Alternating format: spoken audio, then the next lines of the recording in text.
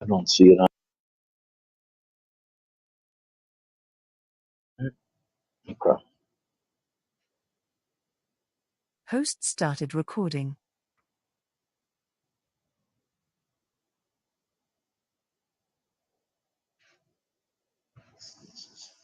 Host started recording. All right, host. Welcome, everybody. There we are. Okay. This is day 655, Saturday, the 8th day of June, 2024, and you are watching the RobLynn Network's presentation of RobLynn Live and Ali. Oh, Wonder Dog. True that all the way. We'll talk about the topic in a moment, but first, we want to know, do you, RobLynn Live, I'm going to say it again, do you, RobLynn Live, I know you do, Delisa, where you been? Delisa Christie and Axel and Annabelle, come on now, come on, we want to see you. All right, we know you all, RobLynn Live. Our numbers have gone up, which is nice. Not the end of the world if they don't, but it's a nice feeling to know the appreciation that is shown to both Lynn and myself. All right, this is day 655. This is 655 consecutive RobLynn Lives. And tonight's topic is a dandy. It's AI and smart cities. Ooh, smart cities. Now, I was going to check to see if Tampa Bay, Florida, or Madeira Beach, Florida, St. Petersburg, Florida were smart cities. I don't think they are. I'll check as the broadcast goes, but we do know that sunny Singapore is a smart city, and we're hoping that Sifu Francis Tay of sunny Singapore, the Sifu master himself, may drop by with a few nuggets for us about the Singapore being a smart city. So coming from a smart guy, a smart city, it's all good. So good because he lives there and he can give us. He lives there, he breathes it, he enjoys it, he loves it, he's raised his family there. He knows Singapore like the and it, plus he's been known to drive there on occasion too, so he knows that place pretty well. I think there's some. Oh, I thought it was middle. No, that was actually my teacup hitting my coffee cup. So that all being said, we'll.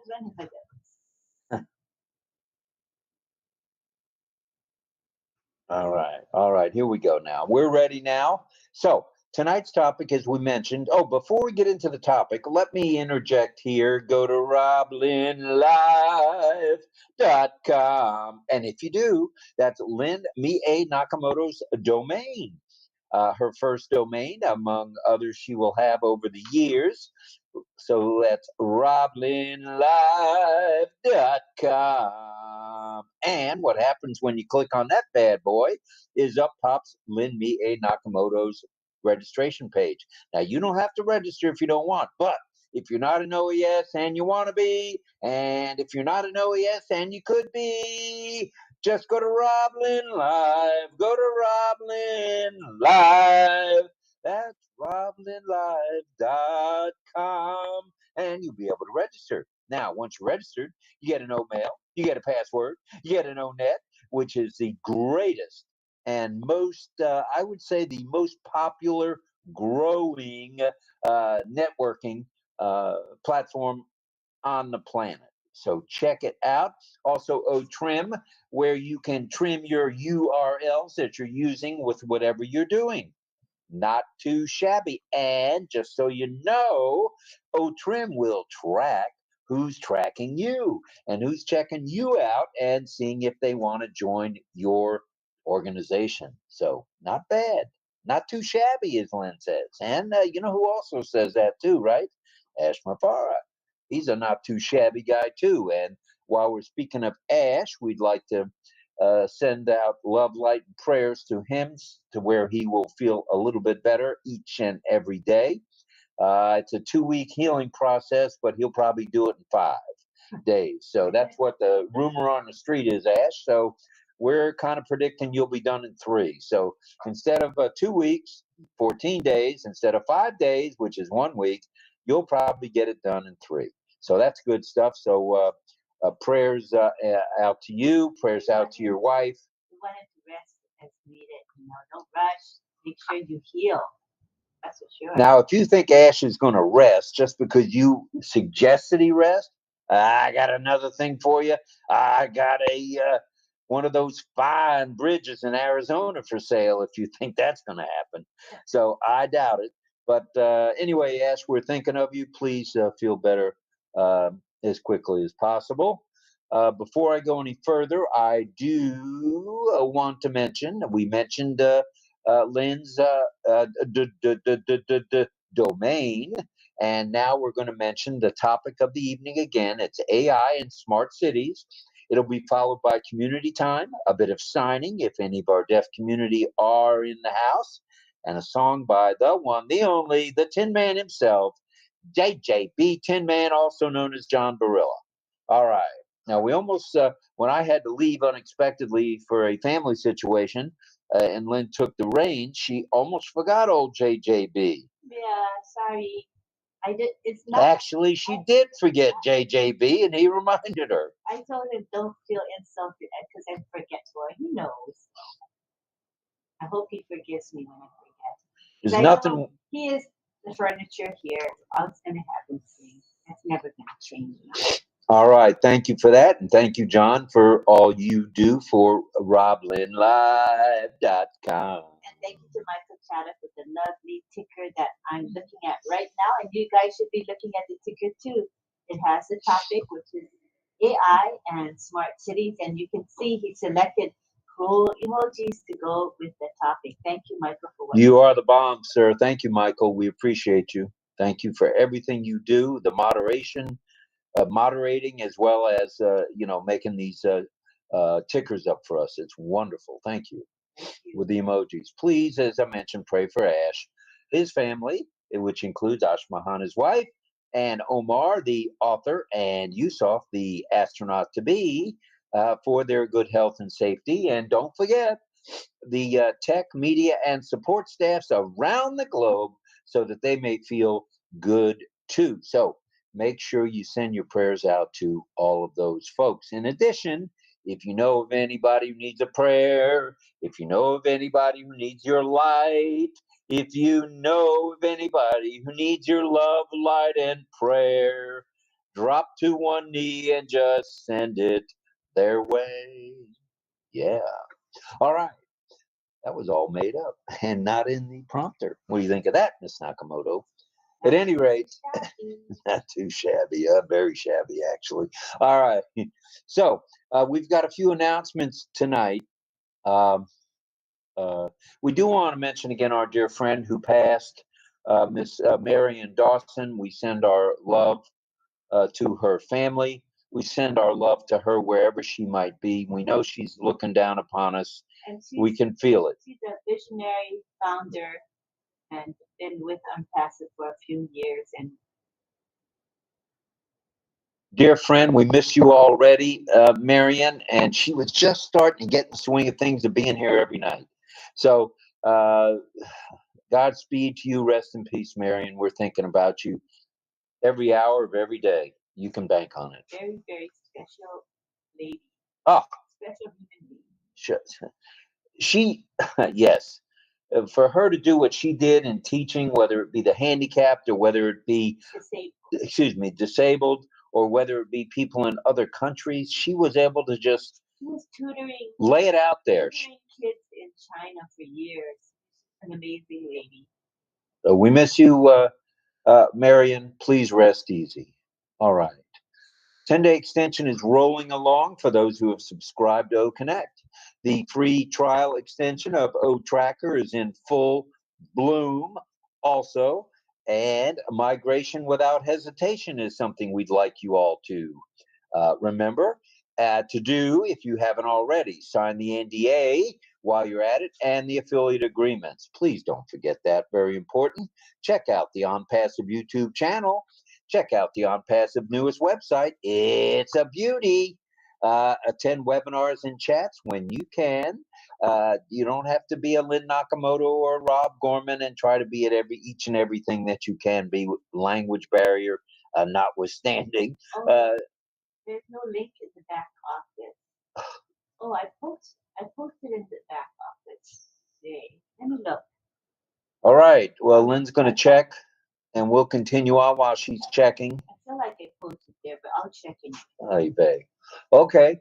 All right. If you know of anyone needing help, you know the drill. Helping one helps us all.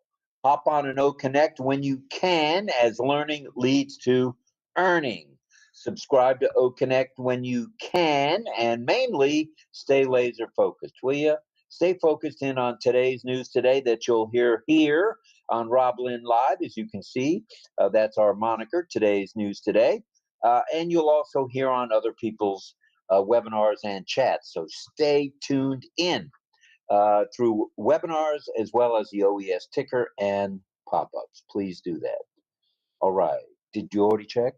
I gotta log in and then log out. You got to do all that? Okay. No problem. All right. We're going to move along in just a minute. I'm going to say a few hellos.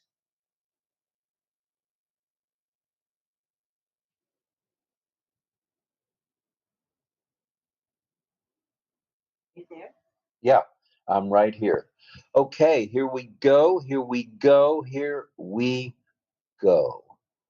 Let's see. Tonight's topic is an interesting one with what AI means to everyone around the globe, everywhere, and even in our city governments and the infrastructure of our communities. Because even though we may not be a smart city just yet, like Singapore, sunny Singapore, we're getting there.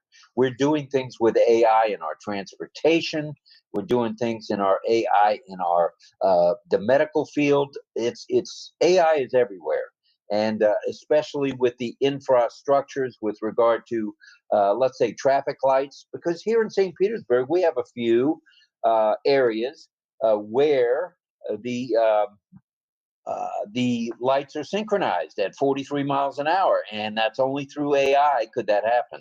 So we've got a partial hold on AI and, of course, being a smart city. So we're getting there.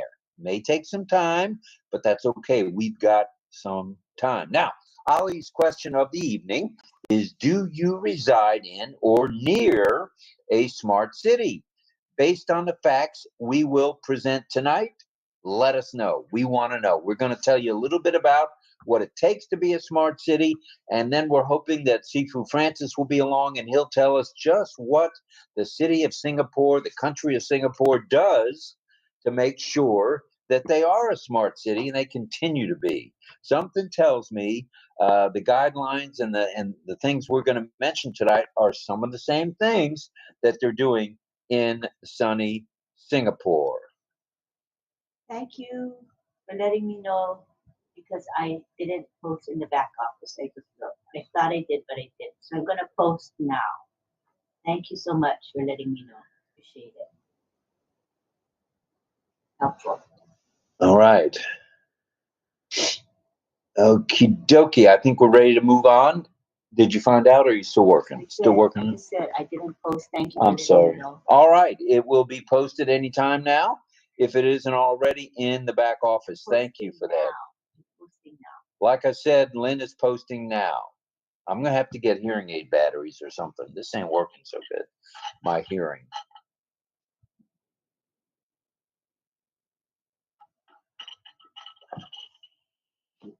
All right. I'm trying to read my thing here. Okay, tonight's topic we mentioned. Okay, we mentioned Ali's question. Now, by enabling and enhancing the capabilities that cities have within them and smart cities, AI, as they know it, is crucial. Sunny Singapore, perfect example. Here are some key ways AI is used in these smart city, in any smart city, whether it be sunny Singapore, whether it be Dallas, Fort Worth, whether it be Houston, Texas, Atlanta, Georgia, Tampa Bay, Florida, Houston, Denver, Colorado, New York City, New York, Chicago. All of those cities have a portion of their infrastructure being not controlled, but let's say guided by, steered by AI. So we'll talk about that right now. Now, let's start with that first key point, which would be transportation and mobility. Well, traffic management systems, as I mentioned earlier about St. Petersburg, we have certain one-way streets. I didn't mention that part, but we have certain streets, and they happen to be one-way, that are controlled by AI, and at 43 miles an hour, you will catch them all green. Now, you go a little faster, you're going to catch them red. But if you stay at 43 miles an hour, 2 miles under the 45-mile-an-hour speed limit, AI knows you're doing it, and you'll be able to cruise like from the beaches all the way downtown. And I did that. I've done that in the past. So, with regard to transportation, traffic signals, as I mentioned, there's route planning or route planning and congestion management. Oh, do we need some congestion management at the Tampa Bay Buccaneer games?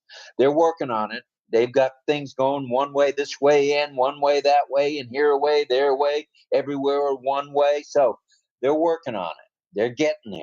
They're analyzing it. They're trying to get rid of the congestion and manage it by analyzing the real-time data from sensors. They've got sensors in these lights.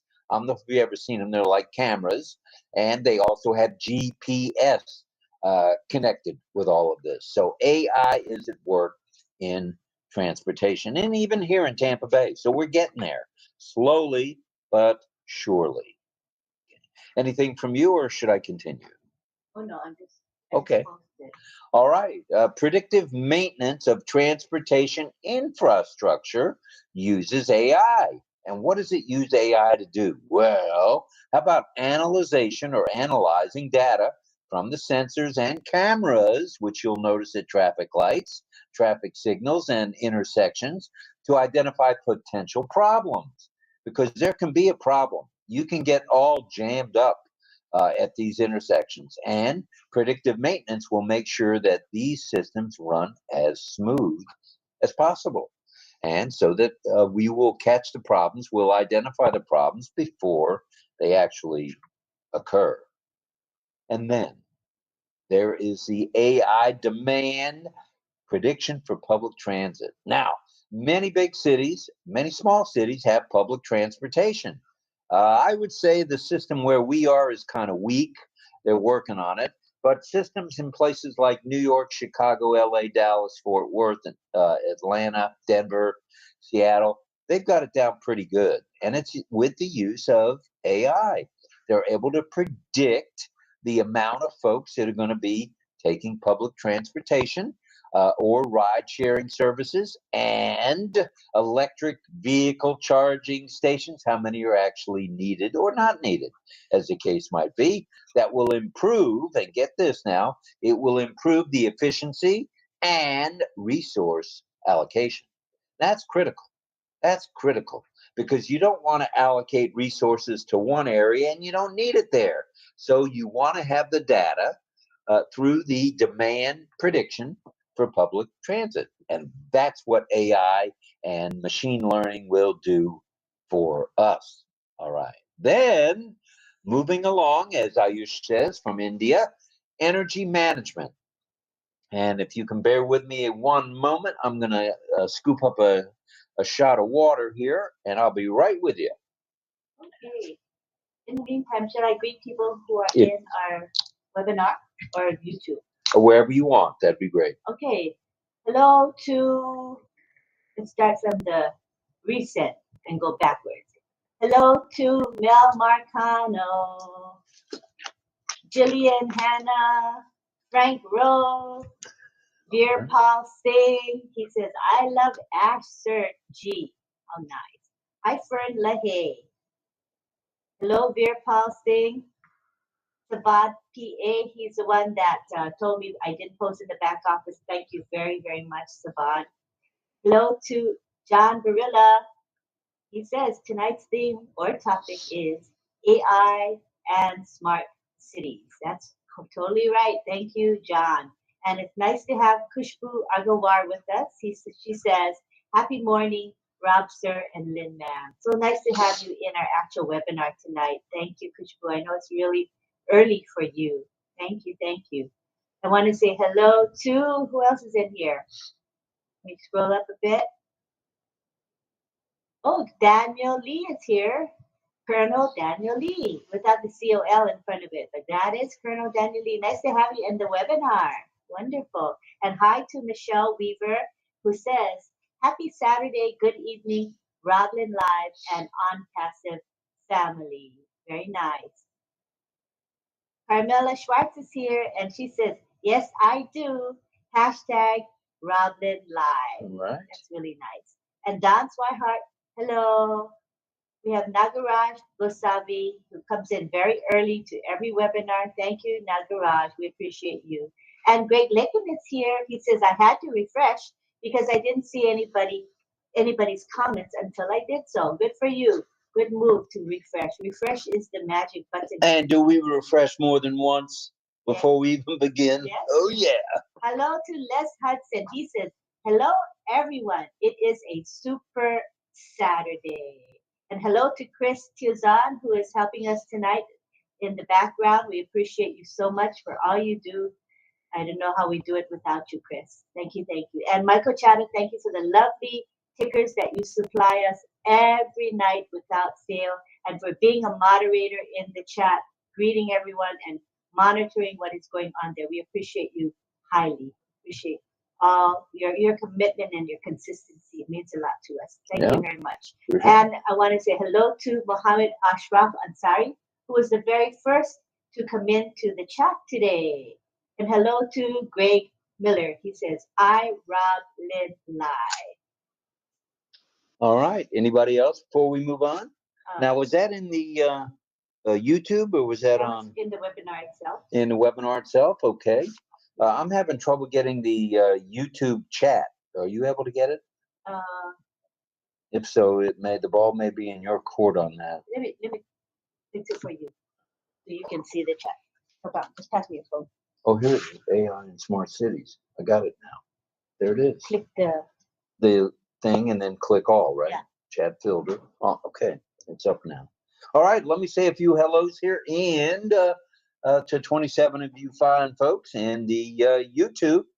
Pat Green is here. Ooh, Dorothy, we're glad to see you getting moving along here. Michael Chatta, thank you very much for all you do, sir.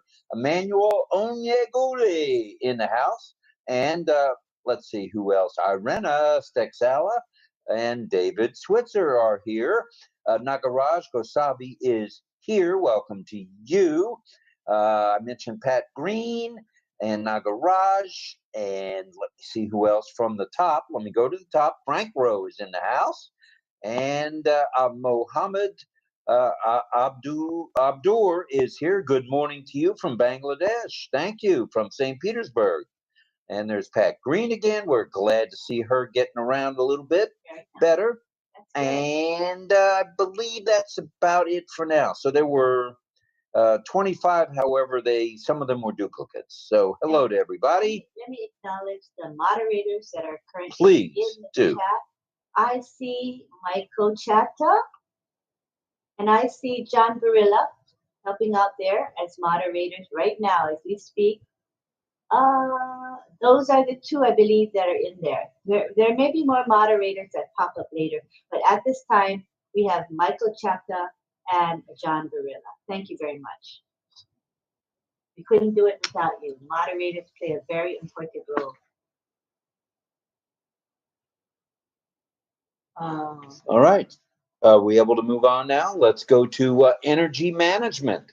AI within these cities now, these smart cities, AI algorithms analyze data from smart meters, sensors, and weather patterns. Yeah, to optimize energy consumption. In other words, the use of electric power and other power on a data-driven AI algorithm basis, okay? Reducing waste and integrating renewable energy in the grid. So you want to see a windmill? You might see a windmill. And that would be in a smart city for sure. So maybe Honolulu, with all its windmills on the North Shore, will start with renewable energy for to make, help make them a smart city. They need it with all the congestion they have. Then, now this is a biggie here, okay? Predictive maintenance of energy infrastructure, okay? We need AI embedded to where we can detect potential failures, because you're going to have those at some point, whether it's electric or fuel or just what this, or traffic lights due to, something faulty within. AI is going to identify this stuff, and it will detect the potential failures and schedule the repairs. So wait a minute, something happens at 3 a.m., AI is going to schedule that repair for as soon as possible. In the past, you didn't have that. With smart cities, smart administrators, you're going to have all this. How cool is all this? Thank you, AI. Thank you, machine learning. Thank you, 𝗬𝗺, for being a leader in this area as well. ONPASSIVE is certainly becoming a leader in the AI machine learning field. Okay, so we talked about the environmental monitoring. Okay, predictive maintenance. Let's talk about environmental monitoring. AI is a big part. It analyzes from sensors, from pollution sources. It will forecast air quality and recommend mitigation strategies. In other words, ways to fix it. And that's what AI does. It not only analyzes the data, it offers suggestions and solutions to fixing things and making them right. And that's pretty cool. That's AI at work. And that's something we need for sure. And, people say, well, AI is going to, it's eliminating jobs. You know what? It's creating jobs. It's doing the exact opposite. And that's pretty darn cool, pretty darn amazing. So let's look to these smart cities. Let's all learn something from them. Let's talk a little about waste management now. There's a couple other parts of the topic I'd like to mention, if I may. AI-based waste management solutions. What does that do? Have an AI in your garbage system? Well, what it does is it optimizes the collection routes. It routes things properly. It keeps things in order. If you're due a pickup on Monday, boom, the truck's getting dispatched on Monday. If you do a pickup on Wednesday and Friday, AI is at work. It has that in the database and is going to send the truck out on the appropriate days. Woo-hoo, yeah. And what does that do? What does that do? It predicts a demand and it identifies opportunities for, get this now, recycling. Because not everything needs to go to the dump and go to the garbage and be burned. There are plastics, there are paper goods, there are any number of things that can be recycled. Metals can be recycled, and that AI-based waste management provides that solution in identifying recycling opportunity. That's pretty nifty, I think. Makes it efficient. Efficient? You mean we're getting efficient now? We're not just pretty faces, we're efficient faces? All right. All right. Public safety. We need to talk a little about public safety, please. AI video surveillance and facial recognition systems enhance public safety. How in the world does it do that? Well, by having the video surveillance, it kind of helps in the policing area and keeps people from running stop signs and running red lights and causing accidents. And there's also that facial recognition out there becoming more and more popular. So if you're walking down the street drunk as a skunk, AI might just pick you up on camera. So buyer beware, as we say. In other words, don't buy that fourth beer. Just go home. At any rate, AI is at work. You name it, AI is at work. It predicts policing. And how does it do that? It analyzes current crime data and allocates the proper resources. Okay? In other words, a city as big as New York needs AI to allocate the proper manpower to the proper areas that are having the worst problems. Whether it's New York, Atlanta, Savannah, Tampa Bay, Denver, Houston, Dallas, LA, Honolulu, Kauai, it doesn't matter where it is. AI is at work. AI is at work with the police departments, helping them to get the bad guys. And there are bad guys out there, trust me, I know. Also, AI-powered emergency response. Have you ever noticed that the ambulance or the fire department or the police department gets to you quicker now? Woo-hoo, yeah. It used to take 8 to 10 to 15 to 20 minutes or longer. Guess what? They've got that down to a science with AI-powered emergency response systems, optimizing things for faster dispatch. Wow. And routing of emergency vehicles. That's a good thing. That saves lives. It does save lives. It saves time. It's efficient. Saves lives. Critical medical events. I mean, 1 minute could be the difference between life and death. And is often. So it's important to get these vehicles to the right place at the right time for the right reason for all the right people. All right. Now, let's talk we got a couple more things we'd like to mention. There's urban planning. Ooh. I mean, we're going to plan some things with AI? You better believe it. AI algorithms analyze data, as we know, and it optimizes urban planning and zoning. Oh, yeah. And infrastructure development. Now, I know for a fact that's going on right here in Tampa Bay. They are changing a lot of the infrastructure with regard to bridges and roadways. And AI is helping in that urban planning.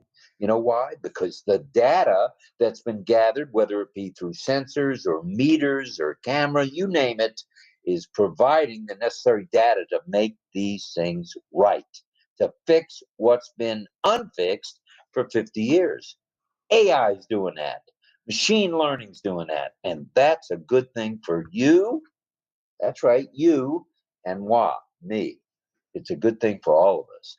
Then AI has powered simulations.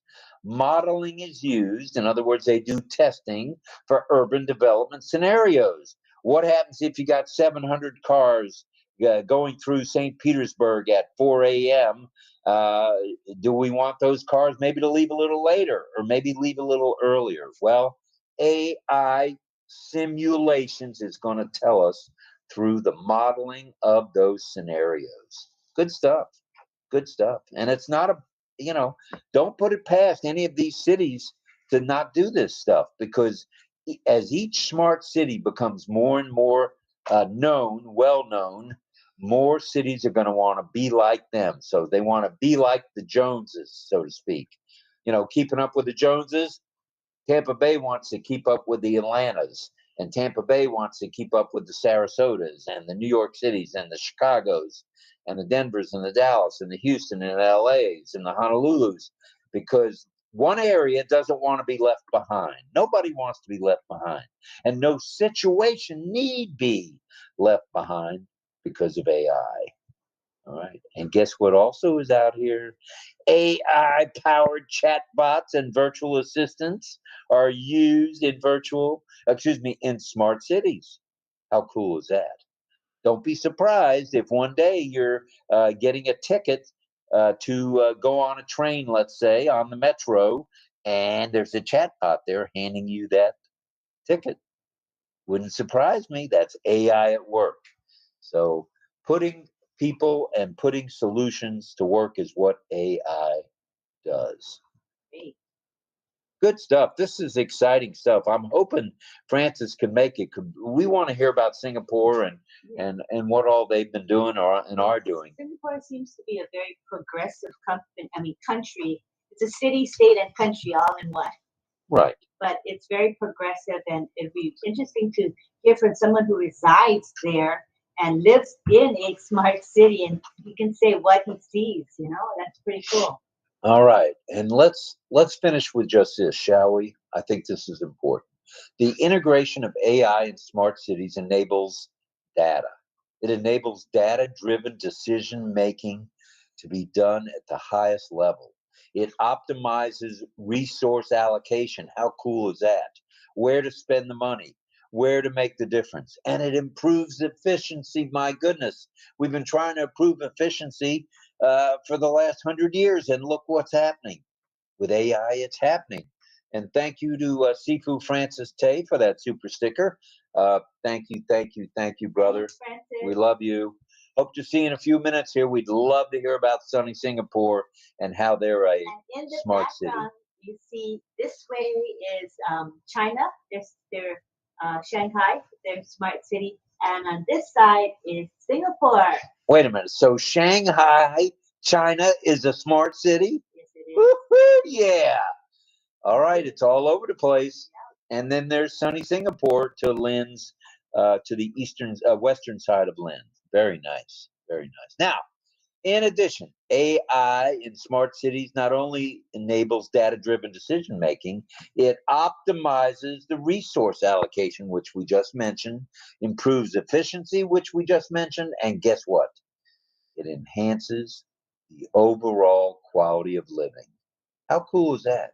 It makes your life, Lynn, and my life, and you name it, Red Redfern's life and Jane Redfern's life easier. I didn't mention London, but they're probably a smart city too. While there are some challenges, okay, there's some challenges with regard to cybersecurity, etc. We're working on those challenges as a world, as a planet. So the wins, as we say here at RobLynn Live, outscore the losses. So the W's beat out the L's. So thank you for listening. We hope you got a little bit of value out of this. It's been a fun topic to research and to look into, and we're hoping to hear a little bit maybe from 𝗬𝗂𝗁𝗁𝗁 as the community time goes. So thanks for listening. Hope you enjoyed it.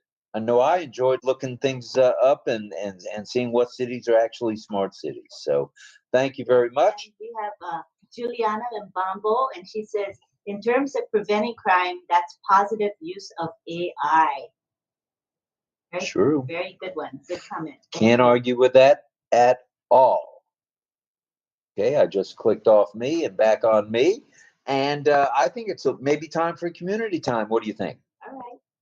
All right, and let me just run by quickly how we do community time. Here I am. Just had my teeth cleaned. Going for a deep cleaning on the 18th. Oh, boy. All right, so without any further ado, let me tell you. And there go the instructions. So what, you don't need me for the instructions, but let me just tell you this. On the attendee page, there's a little man off to the left, and he's got one of these speakers hanging out of his ear, like me. And all you do is click on that bad boy, and guess what happens? It pops up on Lynn's screen, and she's able to bring you almost easily to, it is easy, to the panel. And we'd love to have more than 38 tonight if we can. If not, we'll take what we can get. So let's get it on. Let's rumble. Right. Go ahead, Lynn. We got some folks that have come into the chat just recently. All righty. I want to say hi to Maridu, Nagendra Babu. Welcome. And hello to Oniloni. Hi, Oniloni. Juliana, this is the one that just made the comment about AI. Hello to Rabindra Kumar Pradhan. Welcome to our show. And got more people also on YouTube as well. And we have 4 moderators now. We've got Roy Davies. We got, let me look at my notes there. All right. We got Roy Davies and Kushal Pegu, John Barilla, and Michael Chatta. Thank you very much, you guys. We appreciate it. And we've got now 51 people in the YouTube chat. It's a very, very active chat going on right now. Thank you. And in our webinar itself, we have 51. So we're even 51 in our webinar and 51. Are you telling me there's 102 people here already? Yes, very good. Very nice. Very nice. Thank you, everybody. We're glad you're here. So at this time, we're going to enable the speaker request feature now. The last couple of days, it wasn't working perfectly because the tech team, I believe, was working in the background on the software. So let's see how it goes today. Now, if it doesn't work well, we'll simply post the speaker link. I'll have Chris or someone help me post the speaker link directly into the chat. I can do that as well. And we can post it in our RobLynn Live Messenger chat. So let's see how it goes. I'm going to enable it. Please ask to come down to the panel. Ready, set, go. Let's see. Anybody yet? We'll know if it's working because usually we get at least 5 or 6 people right away. And before we get into that, let me just ask what you guys think of the background. That's Lynn Nakamoto and Chris Tiazone and Charmaine Ung at work. And they do a beautiful job collaborating to put up the finest looking backgrounds. I don't think anybody can beat this. So thank you to Charmaine. Thank you to Michael Chatta also for the emojis that are right now going across the ticker. Thank you very much to Chris Tiazone for everything you do. And thank you, Lynn Nakamoto. Well, it looks like it's working for some. I think 𝗦𝗺𝗶𝘁𝗶𝗲𝘀 is here and France Marcelin, but it may not be working that well because usually we have more people asking. So I'm going to go ahead and post the speaker link into our... It worked for me. Yeah, good for you, John. I'm glad to see that. Yeah, it works for me too. Usually we have at least 5 or 6 by now, so I can tell it's not working that well. So here it is. I posted it into the RobLynn Live chat, and I'm going to post the speaker link directly into the chat. Let me retrieve it.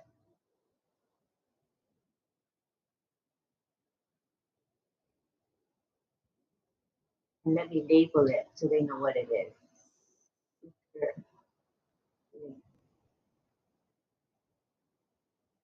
Now let me grab it and it didn't work for you. Did it work for you, Mel? How did Mel come in? Through the speaker link? Oh, she came with the speaker link. The Yeah, one Mel. you posted in the chat. Yeah. Okay. So it's not working that well. 𝗬𝗺𝗀𝗧 managed to come in today. That's good. I see 𝗬𝗺𝗀𝗧. I will go ahead and, as I said, paste it into the chat for everybody who wants to come to the panel.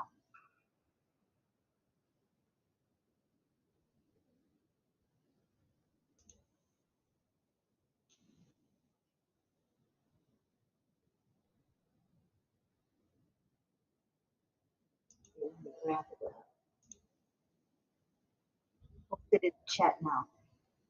And if you can have our co-host help me post it repeatedly into the chat, that would be really helpful.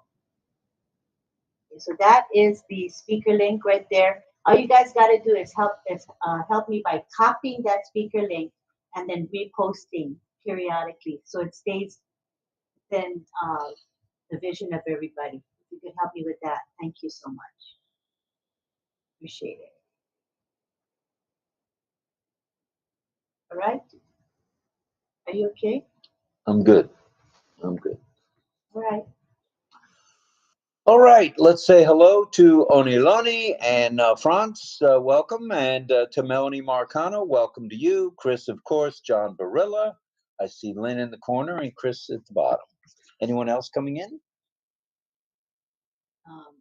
They are coming in with the speaker link, so we will know when they show up. Okay. We just gotta watch to see who pops up on the screen, because they're not coming in. Most people are not coming in via the request link. There's Carmela. Welcome, Carmela. We're glad you're here as well. Thank you. And we're talking with the AI. speaker. I come with the speaker link. Okay, And I want to say that in Israel, we have also smart cities. I live in one like this. And we have it already few years. Ooh. It's not new here. Camilla lives In Israel. a smart city. It's a smart city? Just said, Wow. Yes, I I didn't live hear in it. a smart city. Wow.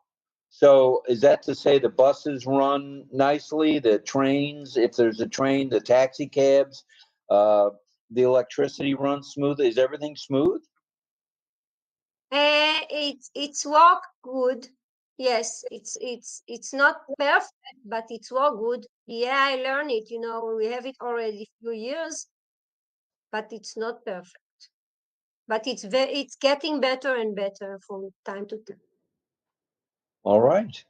All right. Good stuff. That means it's only going to improve over time, which is good.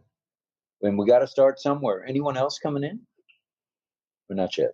Right now, the speaker request is not working. So Okay. I posted the speaker In the chat. So when people come, you will see them. I will know. Okay. You'll see them the same time as me. Okay. Good enough. Good enough. All right. So we're talking AI. We're talking smart cities. This is one in a series of many, probably 30, 40, or 50 we're going to do on AI and how it affects our lives. So we hope you'll join in the conversation here, panelists, and anybody who's in the attendee link list. If you want to join us, all you have to do is check the chat here, and you can get the speaker link, and it will bring you right in as a panelist. And we'd love to have as many of you as want to be here. So again, if you're in our RobLynn Live Messenger group, it's posted there, but also it's right here in the webinar chat. So you can come in via the webinar chat. All right. Yeah, so that the speaker request button is not working well, Don. So use the speaker request, the speaker link, which is posted in our messenger group. It's also posted in this webinar chat.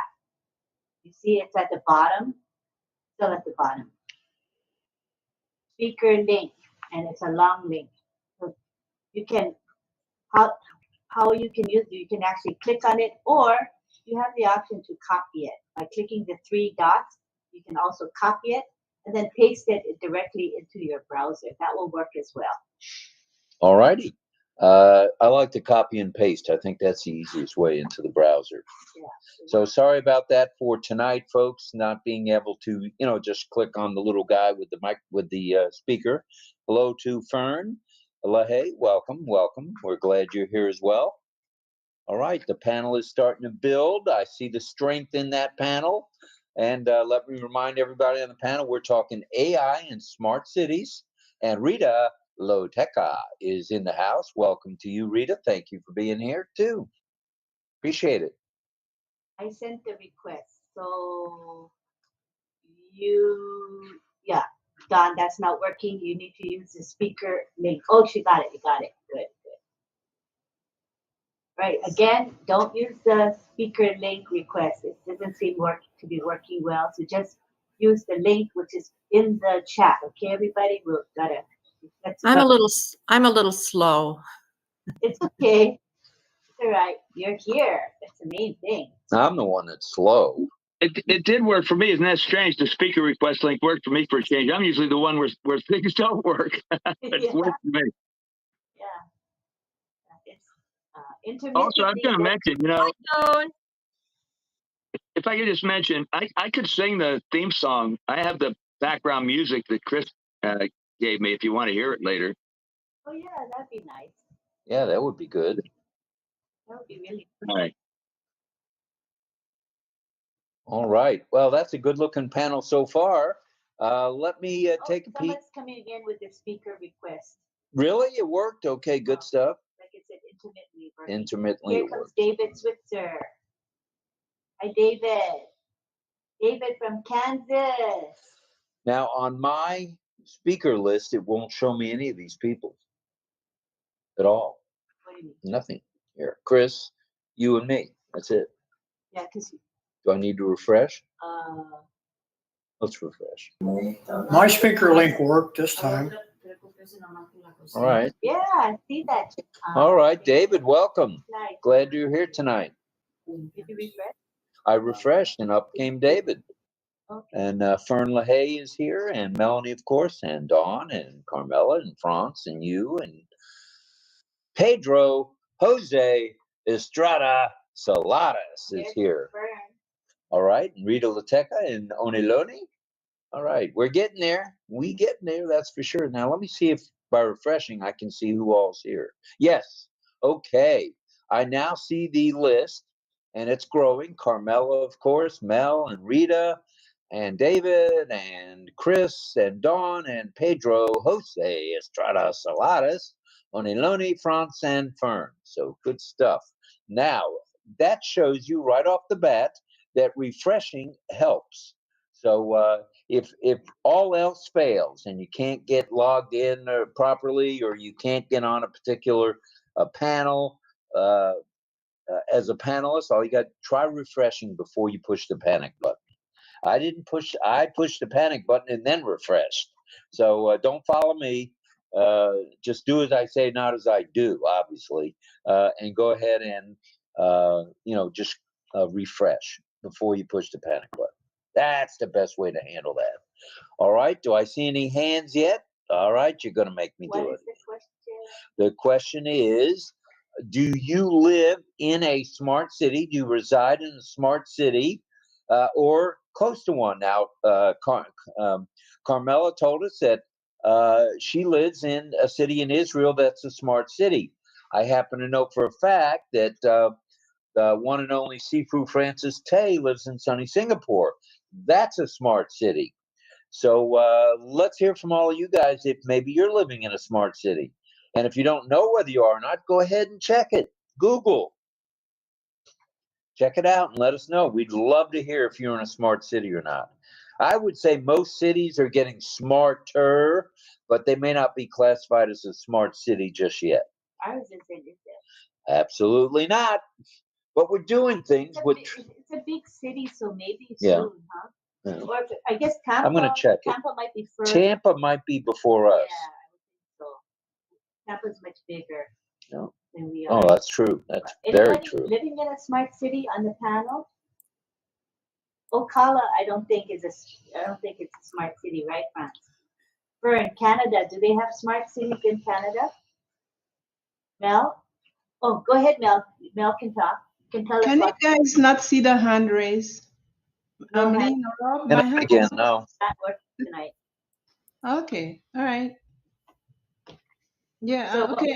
Of course, in Ontario, we have a lot of smart cities. In Hamilton, where I live, they have the street lights. You're crossing it actually talks to you.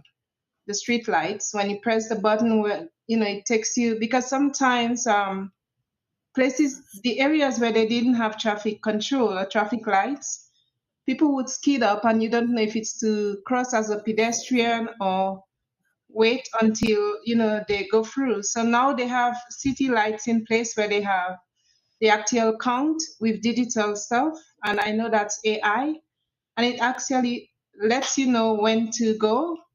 It tells you, it's your time to go or cross whatever it says, and then you know that you're safe, right? Although there's some mad people still, but yeah, but that's one of those smart city functions. And then they have as you said, remotely they have sorry, I wrote it down. Sorry. 1 second.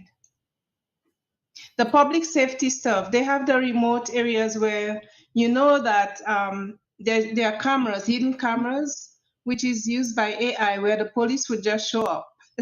Somebody speeding, or quickly, if there's an accident on the scene, somebody who's driving do not have to call the police anymore. They're on the scene. They're on the scene right away. Are you guys hearing me or no? That was my mistake. I thought we were muted. Sorry. Go ahead. We're hearing you. Okay. Thank you. Yeah, so they have the emergency areas where the police will just show up on scene when there's an accident without somebody else calling, because it is controlled with cameras in remote areas, and they have the grids where they have city grids where they have the cars, the speed bumps. And I know it's controlled by AI because you can see the meter, you can see the counts. So it's all controlled by AI, we know that. So another thing they do have too is smart city with the buses, where they have you climb. You hop on the bus, and it welcomes you. By speaking. It's AI, and they have the Wi-Fi that is set in place. So you're on the bus, and you can plug and go. People before you never used to have a Wi-Fi area where you can plug your phone. You have to wait till your destination to plug. Now you get on the bus, and it's all AI generated. And there's so many more things that makes Hamilton and Ontario and a whole, Canada, a lot of smart city areas. I just want to say that part. That's it. All right. Thank you. Welcome. Can I speak, Rob? Okay. I kind of. We have. Wait, hold on 1 second. Fern, I realize that's a really good way of raising a hand. You know how Fern did it like this? Her hand goes to the camera like that. Like that? Maybe Mel, try that when you raise your hand. We'll see it better. Like this. Close to the camera, just raise your hand that way. In front of you, just right in front of you. Right. Yeah, good technique. So we'll have Carmela, and then we'll have Fern. Go ahead, Carmela. Go ahead, Carmela, please. I want to say in the smart city they use the drones, and they fly behind your head, and they make a lot of noise, which is not good. And they use it a lot for city making camera and looking around you. They follow you what you're doing. They're taking your privacy. And this is what I don't like in smart city. And they check everything. It's very helpful for some things, but for some things it's not perfect, because when they are doing that noise, it's disturbing. And if you call them and tell them that they make the noise, they find a reason to say it's not us, it's someone else, and they don't take it away. And so this is one thing that I don't like with the smart city. But many other things are really important. Less crime. They see the less crime because of the less vandalism, and more education learning help. And there are a lot of good things in this smart city, and with the traffic, with a lot of things. And they are learning more and more. And I believe in Israel there will be in more city. We have already two, but I believe all Israel will be a smart city in the end, because we are a small place. And I've heard that one of my friends, her daughter was in Switzerland, and she followed the mountain, and I think in the smart city, she was alone. In a few minutes, somebody said that she's not okay, and there was a helicopter, and they took her to the hospital. So this is a very important tool, that they see you everywhere. Sometimes you think they take your privacy, but they can save your life. All right, thank you for that, Carmela. That's it. Lynn was telling me, was it Fern, David, and then France? Is that right? Yeah. Go ahead. Hi. Smart city in Toronto. I lived right downtown Toronto, and they have a kind of like a big sign at College and Yonge letting you know that that's an area where they're practicing smart city. And I know from my own experience being on the TTC bus, on a Saturday, especially, you can't even move. And the bus drivers are so frustrated because, there's no traffic moving. So that would probably be the number one reason the big city like Toronto, with all the condos right downtown, went into the smart city mode. And also air quality is much better when you take the vehicles out of that congested area. And they're promoting bikes, to ride a bike or take the bus or walk. So they have everything that you could think of within a 15-minute radius. And they even include dog parks, which is very nice for the people with pets. They can take their little pet to the dog park within the 15-minute radius. So I did move out of the big city into a small town, and it is a smart city for me. It's a smart town for me because I can walk to everything still in 15 minutes, and I love it. So yeah, it's really great. Thank you. Smart person in a smart city. Good stuff. All right, Fern, thank you. All right, next I think we saw David. And as Lynn mentioned, since the hand raising thing is not working within the system, if you could just give us one of these. Maybe you give us a wave like that. We'd appreciate it. The camera makes your hand bigger. Right, close to the camera makes the hand bigger. You can see better. So yeah, thanks. David, I saw you were next. Go ahead, David.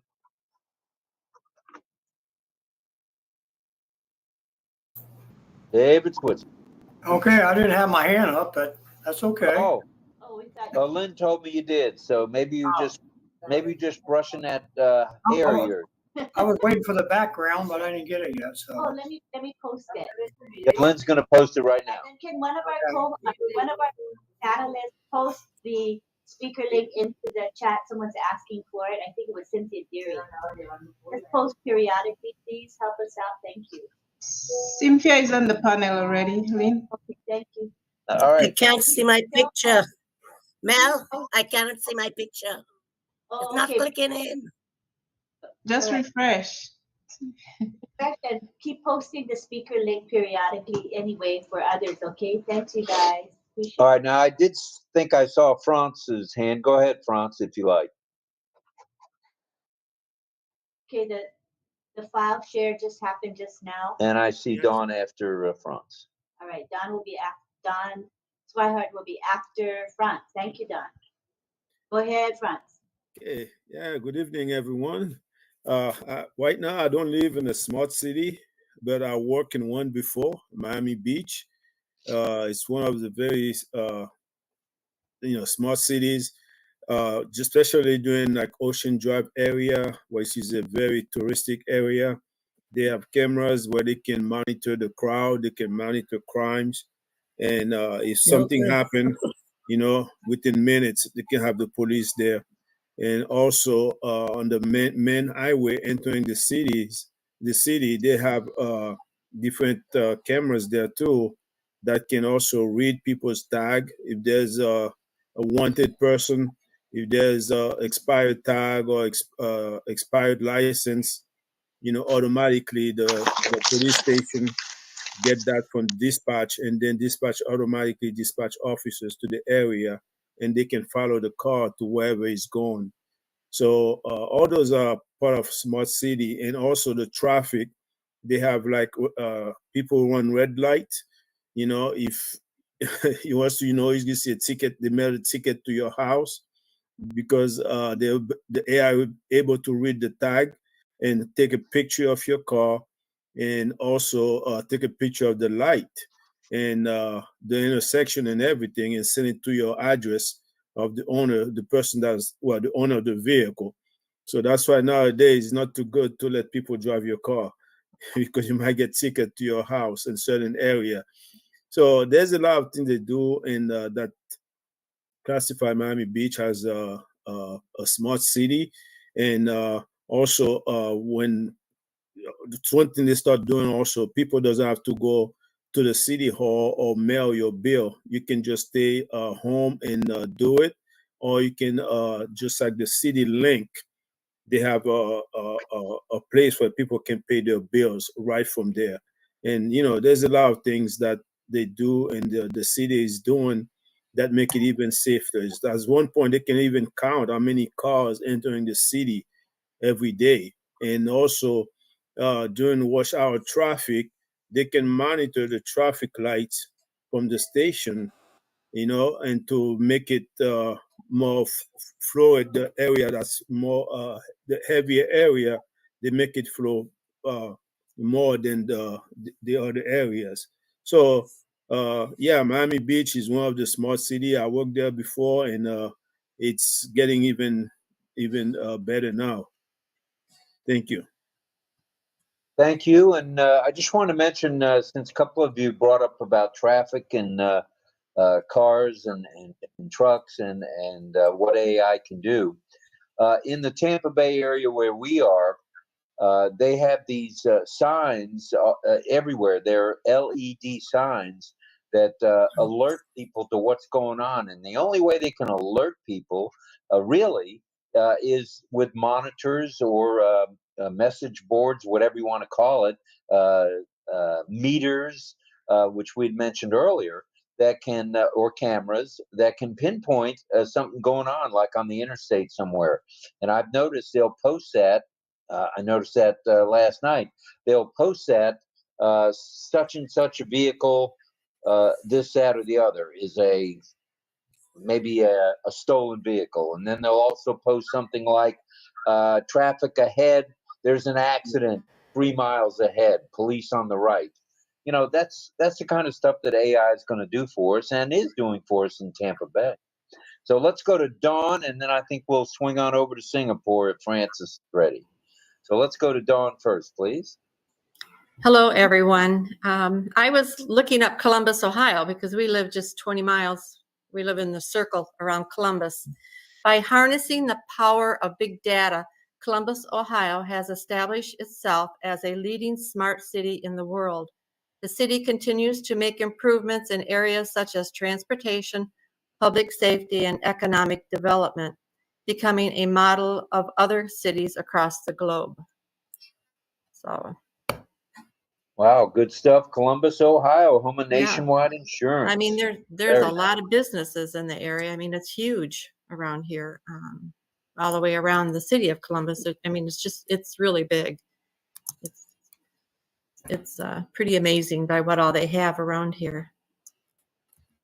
Very sophisticated. All right, so Columbus, Ohio is right there. I noticed Seoul, Korea is a smart city. I think they said Dallas, Texas is a smart city. St. Petersburg, where we are, Florida, as well as Tampa Bay, they say are about a year to 3 years away from being a total smart city. So it looks like it's coming to a town near all of us. We just have to be a little patient on that. So thank you for that, Dawn. Thank you for that, Franz. And thank you for that, Fern. And let's swing over to sunny Singapore and say good morning to Sifu Francis. Good morning, good morning. It's sunny here. Well, you put pressure on me. Every minute I heard on the YouTube that Francis will come, Francis will come. I better rush home. Oh, Thank no. you. You didn't have to rush. No rush. No rush. We would have waited for you till tomorrow. No problem. Let me start by sharing a short video. I hope you can share here.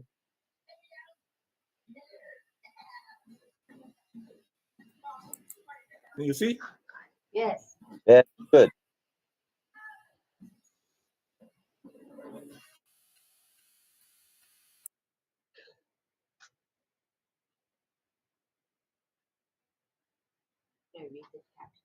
Yeah. Including public transportation, IT connectivity, water and power supply, sanitation and soil, waste management, efficient urban mobility, e-governance, and it does this using every buzzword imaginable from big data. So how does a smart city work? Oh, it's going fast. Let's look at these examples. Here in Singapore, the city-state might be the gold standard of the most extensive effort to collect data on daily living. The government is now deploying systems that can tell when people are smoking in prohibited. Why is two voice in the video? Oh, is there sound? I was I just heard reading your it sound. because I thought there was any sound. There's no sound. No? Nope. No sound. Sorry.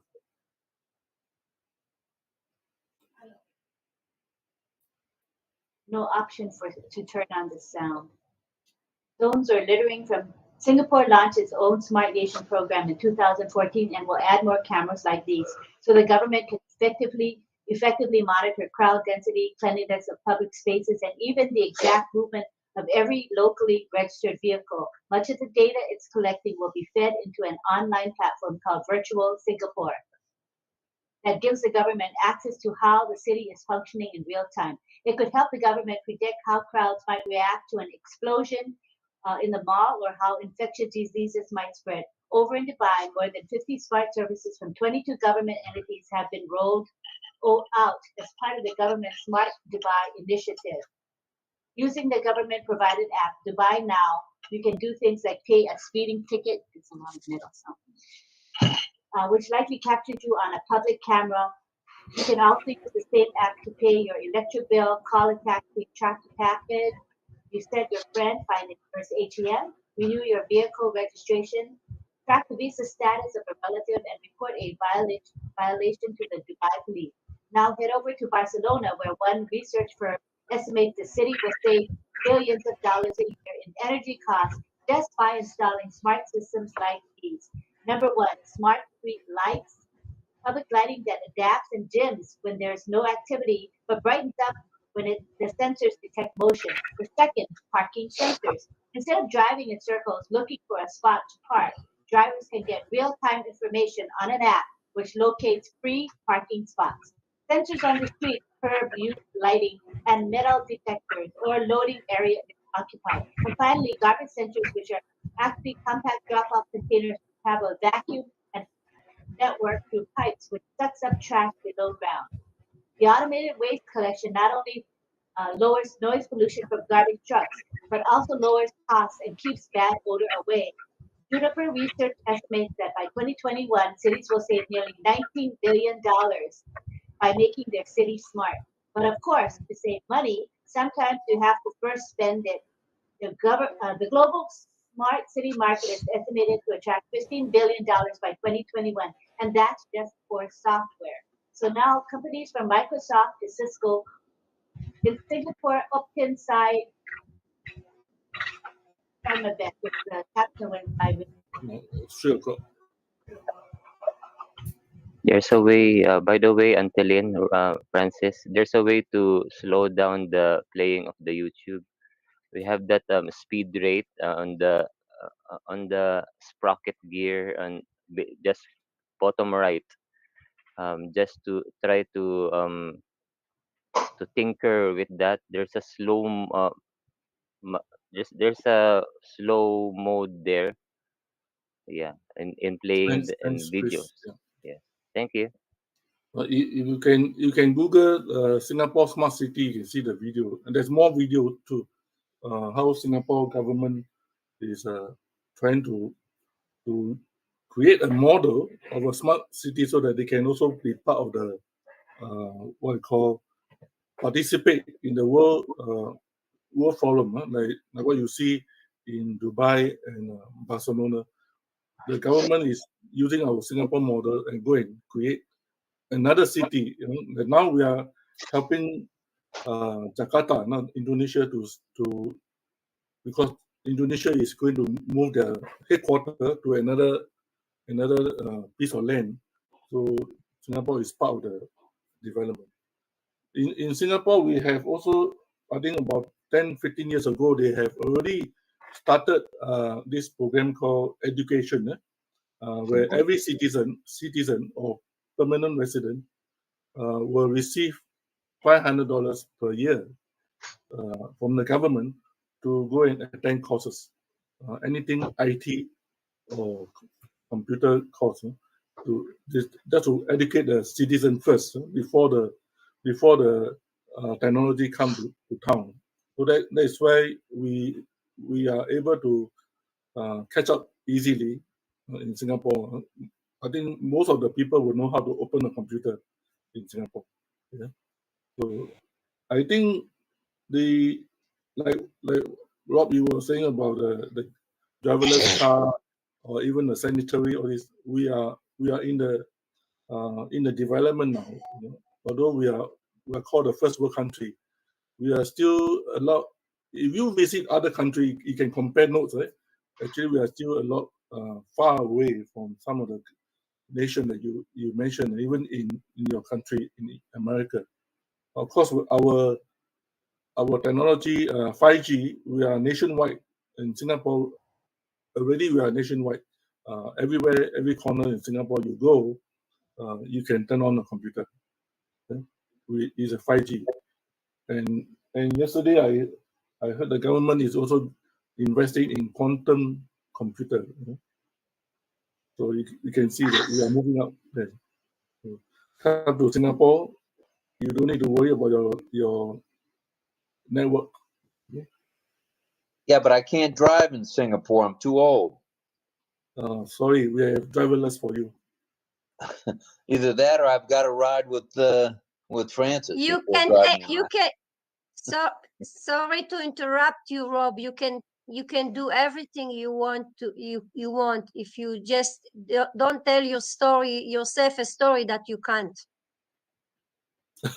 No, but well, yeah. Let me explain that thing. I'm over 65 years of age. I know it doesn't look like it, and because I'm over 65, I can't get a driver license in Singapore. Cannot drive myself to the airport, cannot drive myself to the bathroom. I can't drive myself anywhere. So I have to get a driver or ride in a driverless vehicle. So sunny Singapore has their limits on certain things, and driving is one of them, Carmela.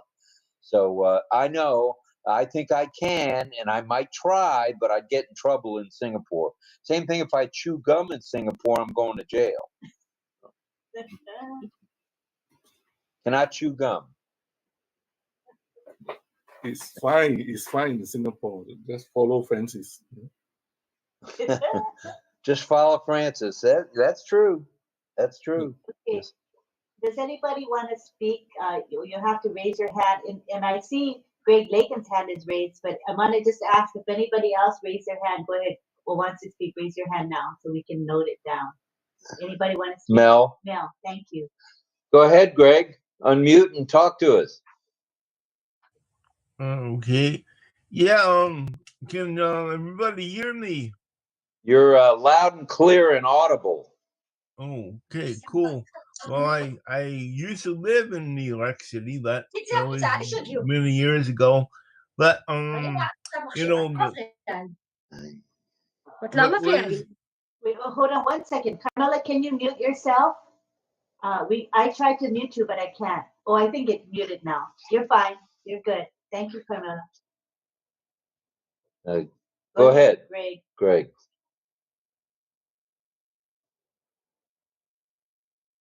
Uh-oh, we can't hear you, Greg. We can't hear you. No sound, Greg.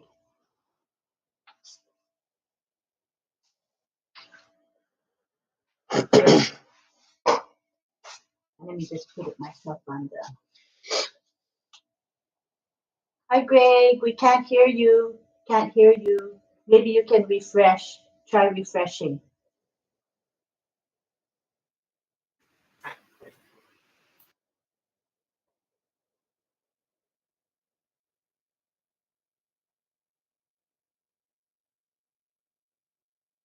Refresh.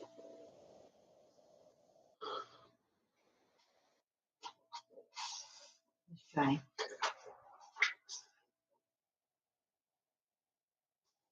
Greg, we'll come back to you in a minute. Right now, you're muted, even though your mic is on. I don't understand that, but it's just the way it is. Keep trying to refresh, if you don't mind. Give it one of these, please. Refresh. Is there anybody else that would like to speak? Mel, go ahead, Mel. Sorry. Thank you, Rob and Cecily. Thank you. Smart cities have hubs set up in places like we have Tim Hortons and other places where people can do networking.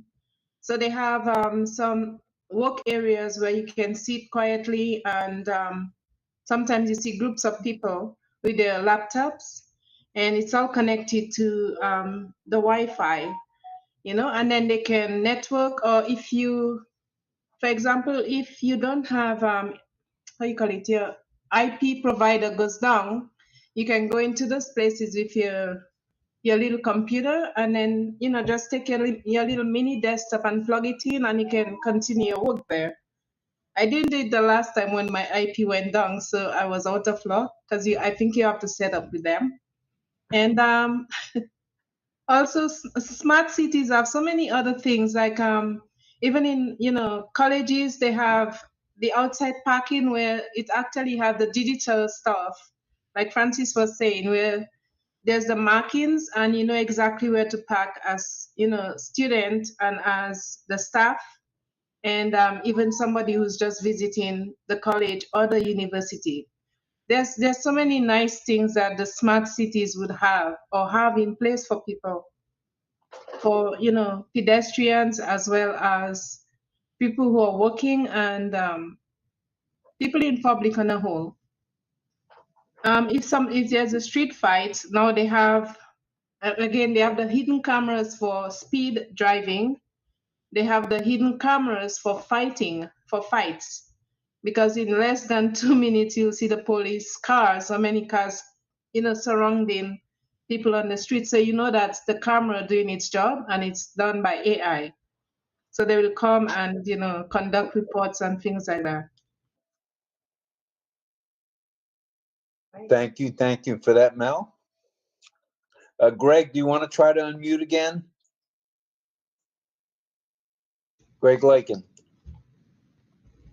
Yeah. Okay. There you go. Yeah. Okay. It's a very less people living out here, but the thing is, the area of a Green River Reservoir has been totally prohibited petroleum engine in the reservoir.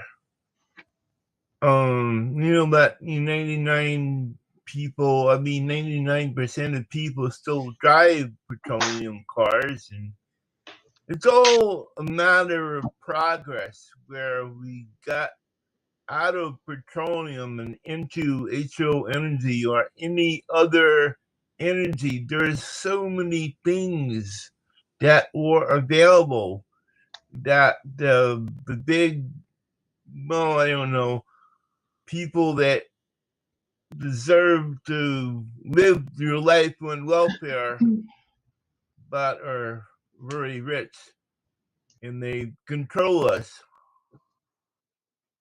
But hopefully it will change pretty soon. All righty, things are changing. We just have to be a little more patient, I think, on all of that, and we will. Was there anybody else that had their hand up, or did you want to, Francis, do you want me to come back to you now? Excuse me, Rob, I don't see your camera on. So please That's turn it. because I was chewing a multiple vitamin, and I didn't want to look like a horse chewing. So.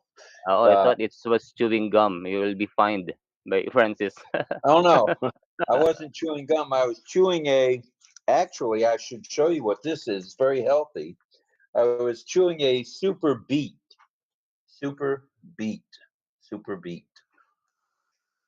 I hate beets, but this is an acai flavored beet chew. So yes, it has 4 carbs in it, but it's my way of getting beets in my system. So that's what I was doing. Truth be known, I didn't want anybody to see me chonk, tonk, tonk, tonk, tonk. So that's what happened. Who said what? Somebody loves beets. Who said that? Yeah, I did. You did, David? Okay. Yeah, I even plant them and can't do my own canning on beets. Wow. Well, I won't be dropping by your store to buy a jar of beets. The only way I'll eat beets is in a chew. That's good stuff. Beets are very healthy from what I hear. That's why I'm eating the chews on it. Anyone else want to throw their hand up? Go ahead. Let's hear from you. Or wave at us or whatever you got to do to get our attention. The proverbial virtual hand is not working. Dawn had a hand up. Yes, I saw Dawn Dawn. again? Okay, Dawn, go ahead. I'm sorry. Ago, yes.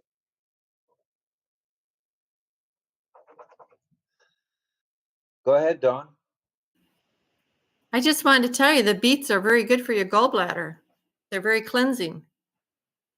And I chewed. Well, that's what I read, and quite frankly, that's why I'm eating them. Eating the, the supplement. And the cucumbers too. Beets and cucumbers. Ah, I love cucumbers. But they're very good for the gallbladder. Anyways, that's what I was going to say. All right. Well, thank you. Thank you. Maybe I'm on the road to better health. I don't look much healthier. You are. I don't look much better, but I am on the way to better health. I could eat beets right out of the can. I don't even have to heat them up. I love them. Did you hear that, David? She likes canned beets. You can wash the beets clean out and cut it in rounds and put it on a grill in the oven. Have you ever ate a canned beef? You ever eat those? The flavor they put in them? No, I honestly have not. Wow. You probably just eat a raw beef, but you can them and then you put the flavor and stuff in. It's really good. Well, I might have to change my modus operandi then and try real beets. They're probably better for you than this beet chew that I'm eating with acai in it. Yeah, if you eat a plain old beef, it's probably, I don't know what it tastes like even plain, but I always can my beef and you got to put your canning stuff in there, but it turns out really good. I love it. All right, I'll definitely keep that in mind. Yeah, by the way, David, your camera is off. It puts more hair on you, when you eat beets, it puts more hair on you and stuff like that. David Switzer, your camera is off. Are you eating beets? The background looks good though, David. Thank you for having that background on. Looks good. Very good. Anybody else want to wave at us? And I don't see anybody from the deaf community tonight. So with it being Saturday night, we're probably going to swing right from community time into a song with John here shortly. I see Pedro has his hand up, but I don't know. I mean, he's not. Yeah, see, next to his name, I don't see a hand, and I don't see a hand on the screen. Go ahead, Pedro. Thank you, Dawn. We're all helping each other out tonight because evidently we need it. We don't see the hands consistently, so thank you, you all. Pedro, are you there? He's unmuted. That's a good sign. Go ahead, Pedro. Talk to us, Pedro.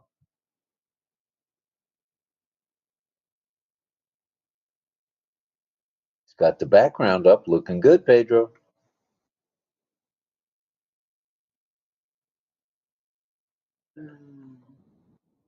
We'll go back to him later. Okay, back to Pedro shortly. Anybody else want to wave at us so we can see that you want to lay it on us a little here? Wave at us. Give us one of these. Talked about whether you have smart cities. We're talking smart cities. We're talking AI.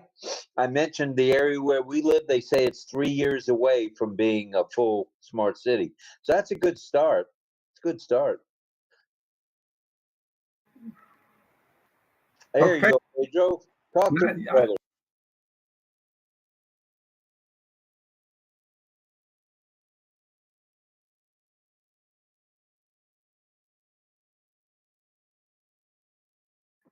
Yeah, it's an interesting topic. I was researching my own city, Gatesburg, even though it's the third largest most populated city in Maryland, is not a smart city yet. But Washington, D.C., which is just about 40 minutes away, it ranked second in the country during the pandemic. Of course, Washington, D.C., you can tell that the lights have to be controlled because the traffic can get jammed up the way it's laid out. And so AI controls, there is lights in every corner. So, and there is light for the pedestrians. I mean, if you're walking, you get tired of stopping and going because at every corner you have to.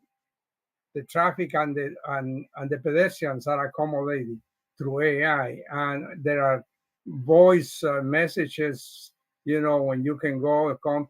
So anyway, it ranked second in the country, DC, Washington, DC.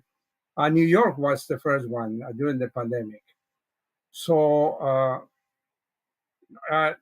as far as controlling traffic is important because the rush hour can be horrendous if there is no control in Washington.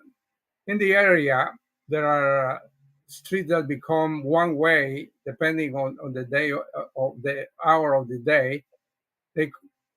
Traffic can pour in the city, and nothing came out on that particular roads, especially like arteries coming in, going into the city. But like I said, traffic is controlled by AI, and each time each program, I spoke to somebody who was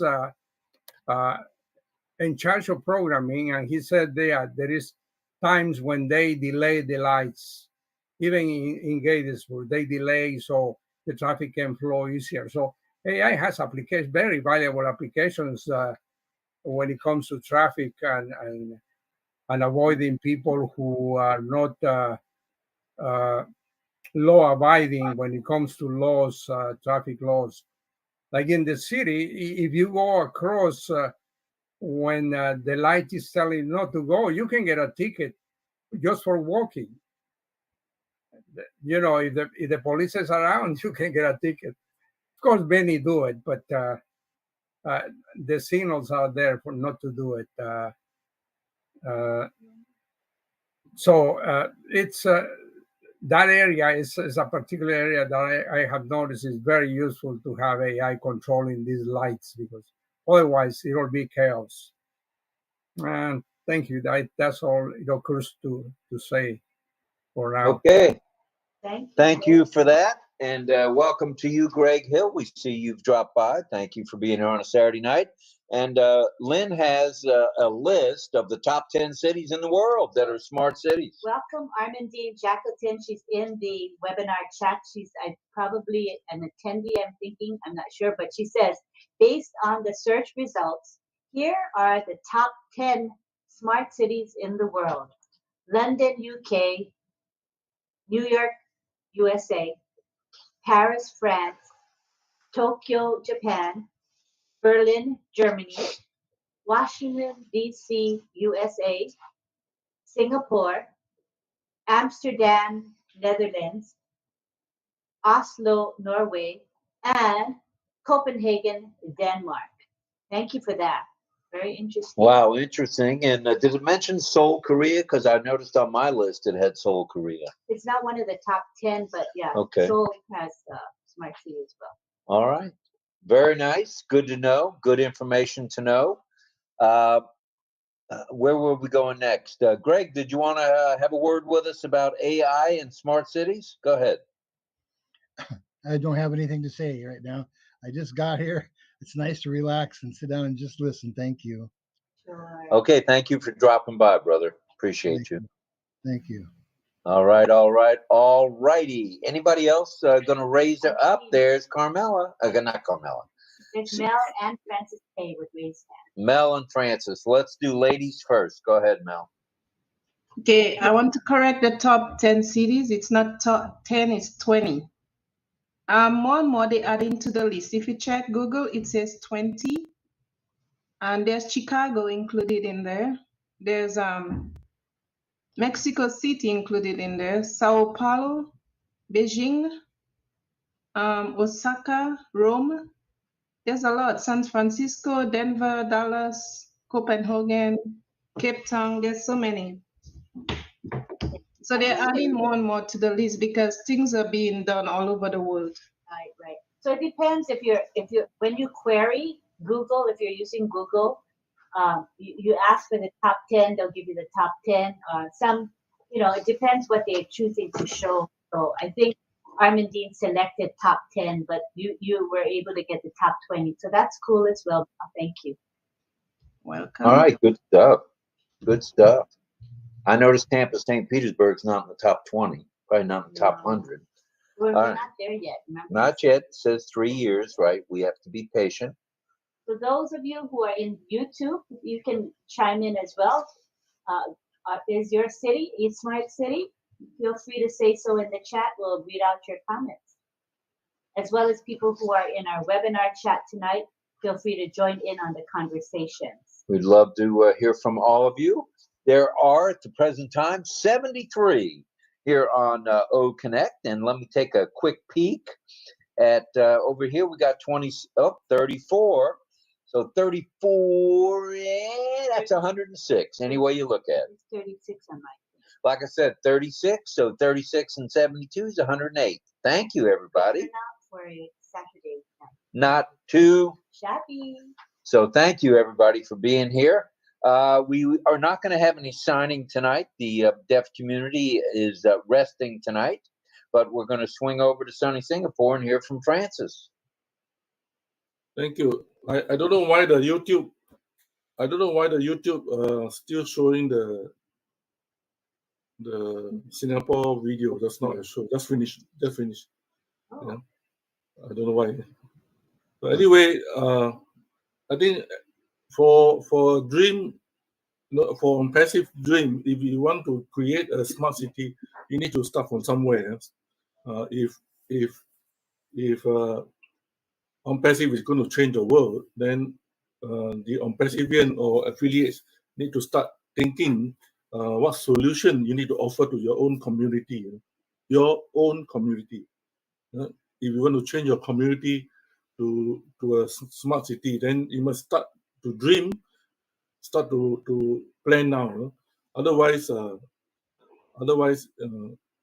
we will just talk and never take action. Okay, like Singapore, we start to invest in human resources. The people, train them, give them education, give them knowledge about the IT, so that they can understand when the time comes.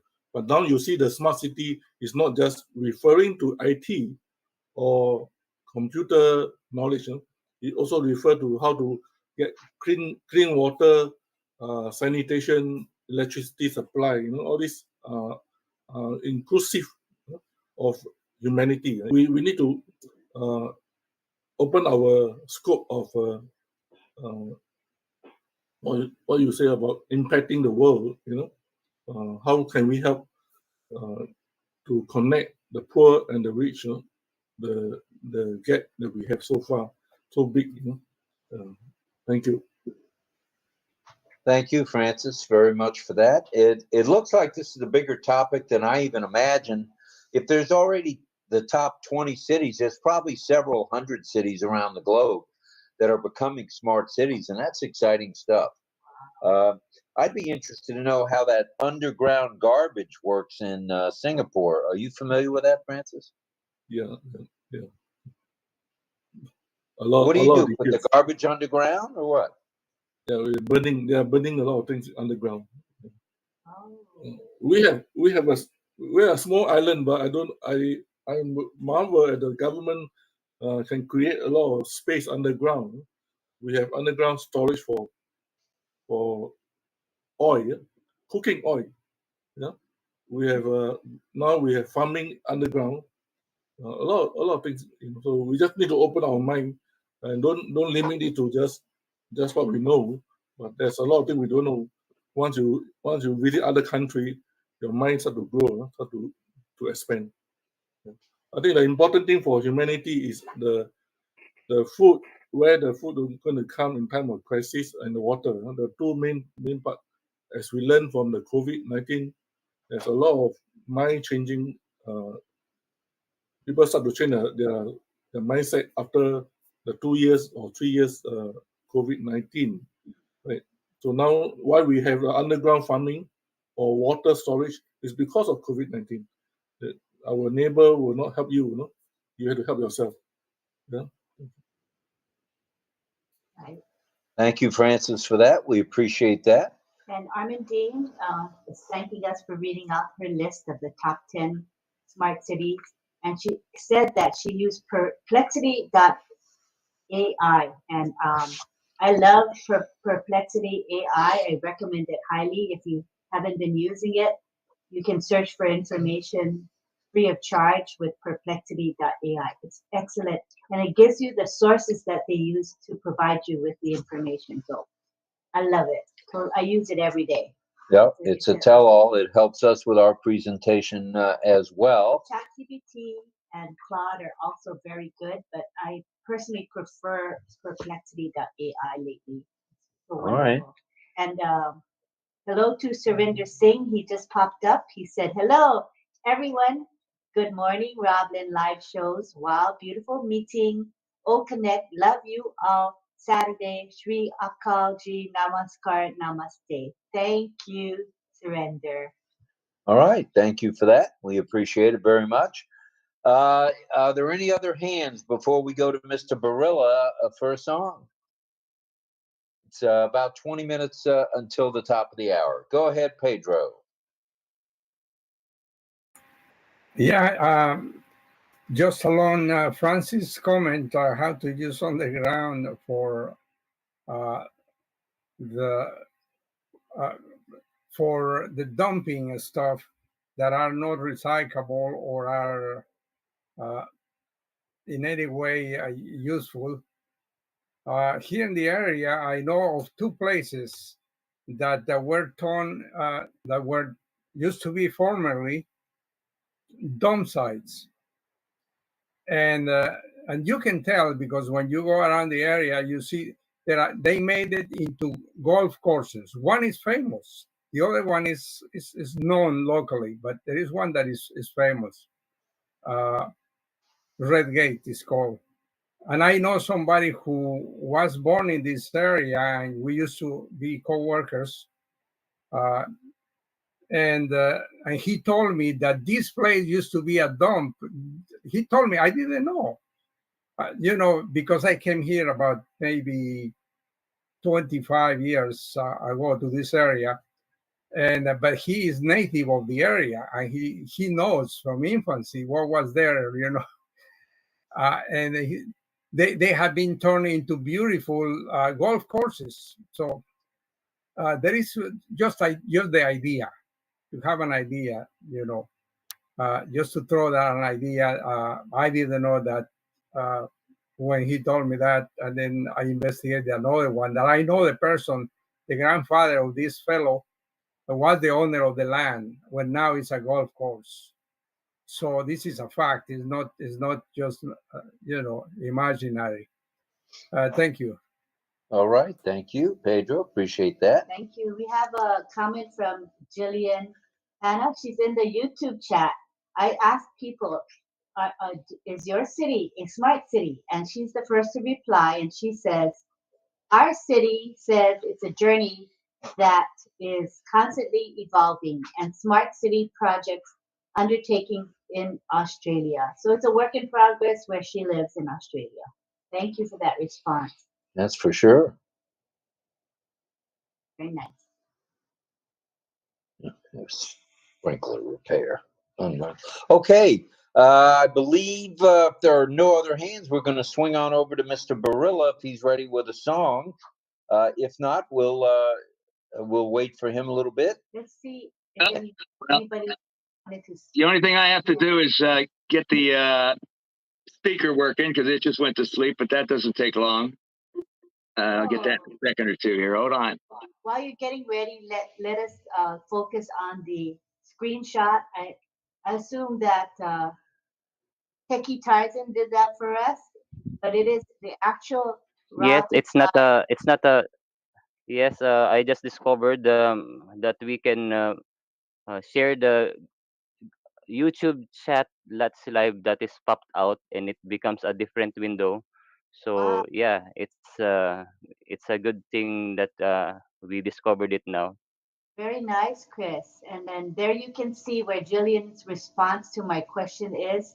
And you can see that the YouTube chat is very active and very positive, people greeting one another. And we value each and every one of you that are there in the YouTube chat. Don't forget to change your chat to all, Chris. It says top chat at the left. You have to click on the gear icon, and there's an option to show all of the chat rather than just the top chat. But thank you very much. Wow, good to see that we can show the actual conversation. Thank you, Chris. Okay, I'm ready anytime you're ready. Go ahead, John. Tell us a little about the song you're going to sing, please. Okay, well, first I'd just like to say, for as far as New York goes, I can notice several things. I don't know if we're up with all the other cities. I think we're pretty far along with a lot of smart things for the AI. In particular, the things that I've noticed that are good is particularly like traffic and congestion. For example, even just where I live in a neighborhood, it used to be on both avenues on each side of my block. For example, 2nd Avenue on one end and 3rd Avenue on the other end. All the typical rush hour times would just be miserable, especially the afternoon rush hour, because even as far back to where I live here, it was just impossible and dangerous, really, in the intersections to cross the streets and such.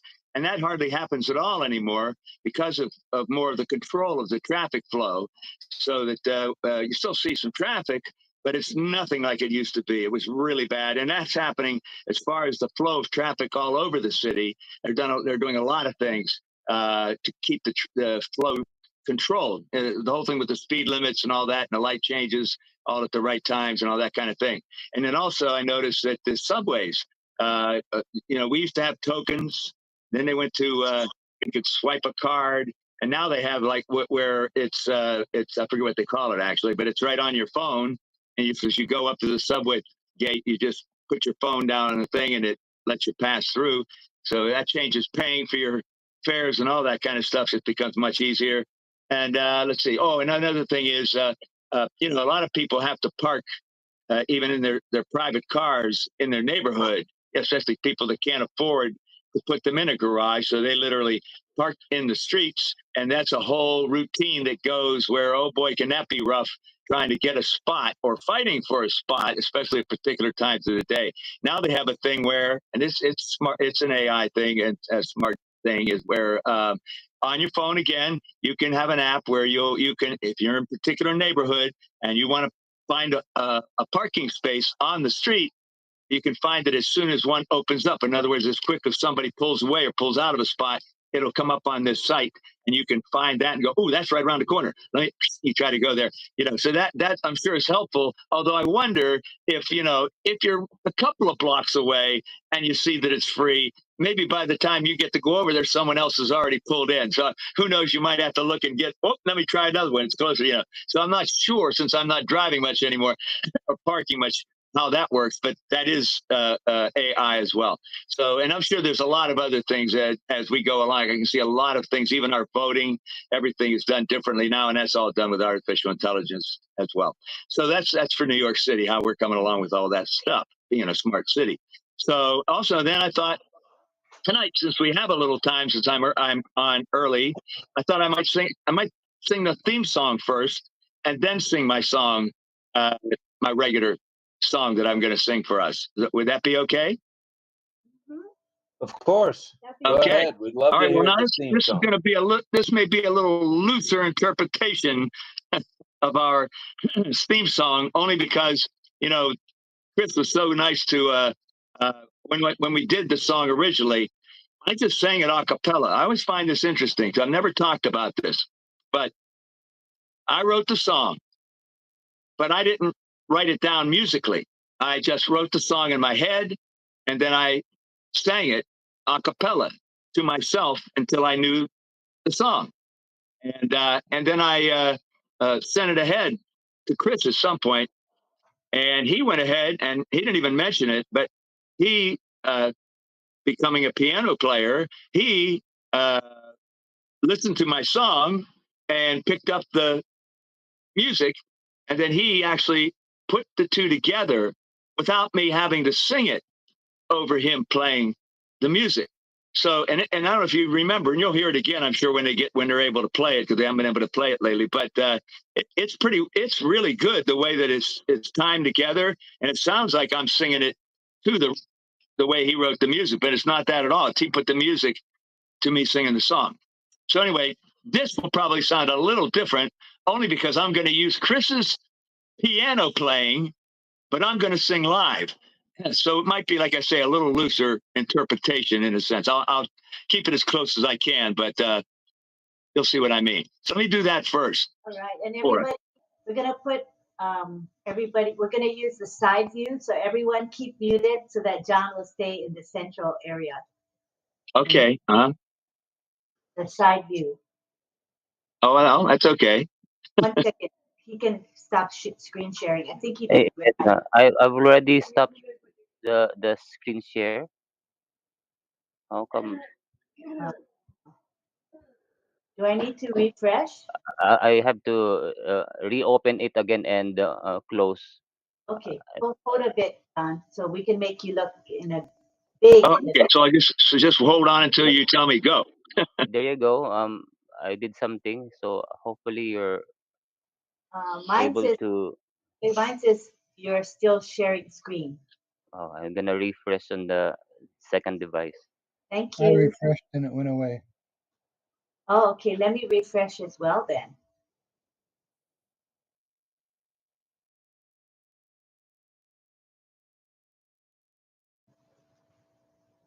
All right.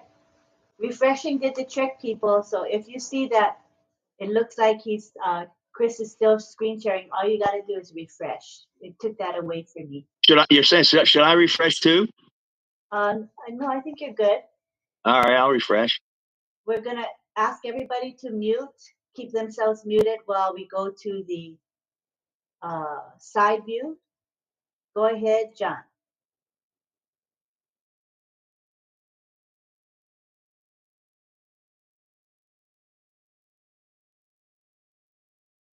There we go. I had everything turned off. There's the side view. I think that's working. Okay. So anyway, I look at myself large. I go, oh my goodness. Anyway, there I am. So anyhow, so let's give this a try. And like I said, I've actually never done this before. So here's the theme song. There is a show. There is a show. There is, we all love to go to RobLynn Live.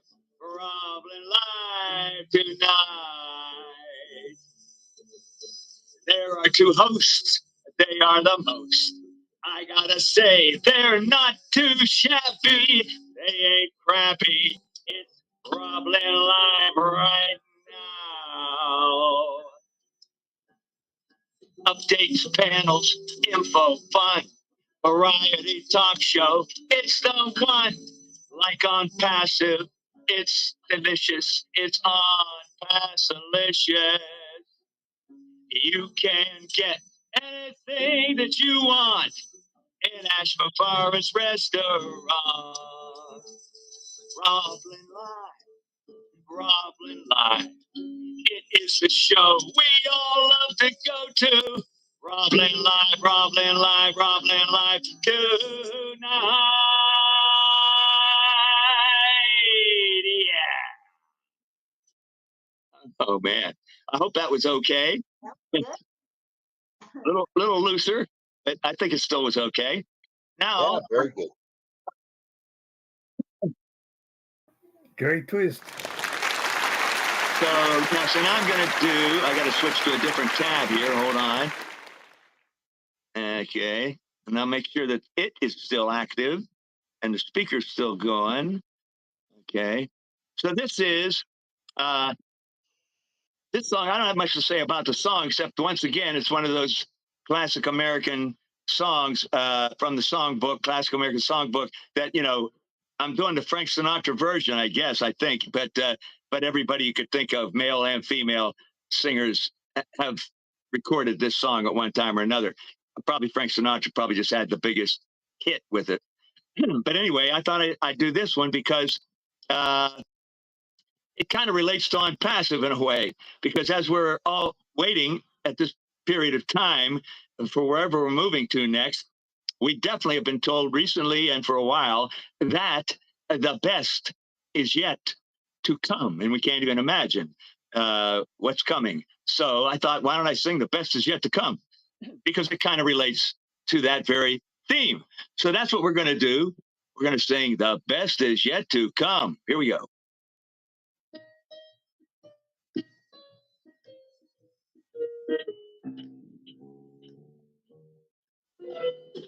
Out of the tree of life, I just picked me a plum.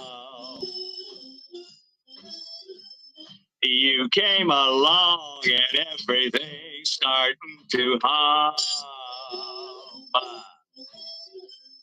Still, it's a real good bet. The best is yet to come. Best is yet to come, and babe, won't it be fine? You think you've seen the sun, but you ain't seen it shine. Nah. Wait till the warm-up's underway. Wait till our lips have met. And wait till you see that sunshine day. You ain't seen nothing yet. The best is yet to come, and babe, won't it be fine? Best is yet to come the day you're mine. Come the day you're mine. I'm gonna teach you to fly. We've only tasted the wine. We're gonna drain the cup dry. Wait till your charms are right, for these are to surround. You think you've flown before, but baby, you ain't left the ground. Yeah. Oh, wait till you're locked in my embrace. Wait till I draw you near. Oh, wait till you see that sunshine place. Ain't nothing like it here. Ah, the best is yet to come, and babe, won't it be fine? The best is yet to come the day you're mine. Come the day you're mine, and you're gonna be mine.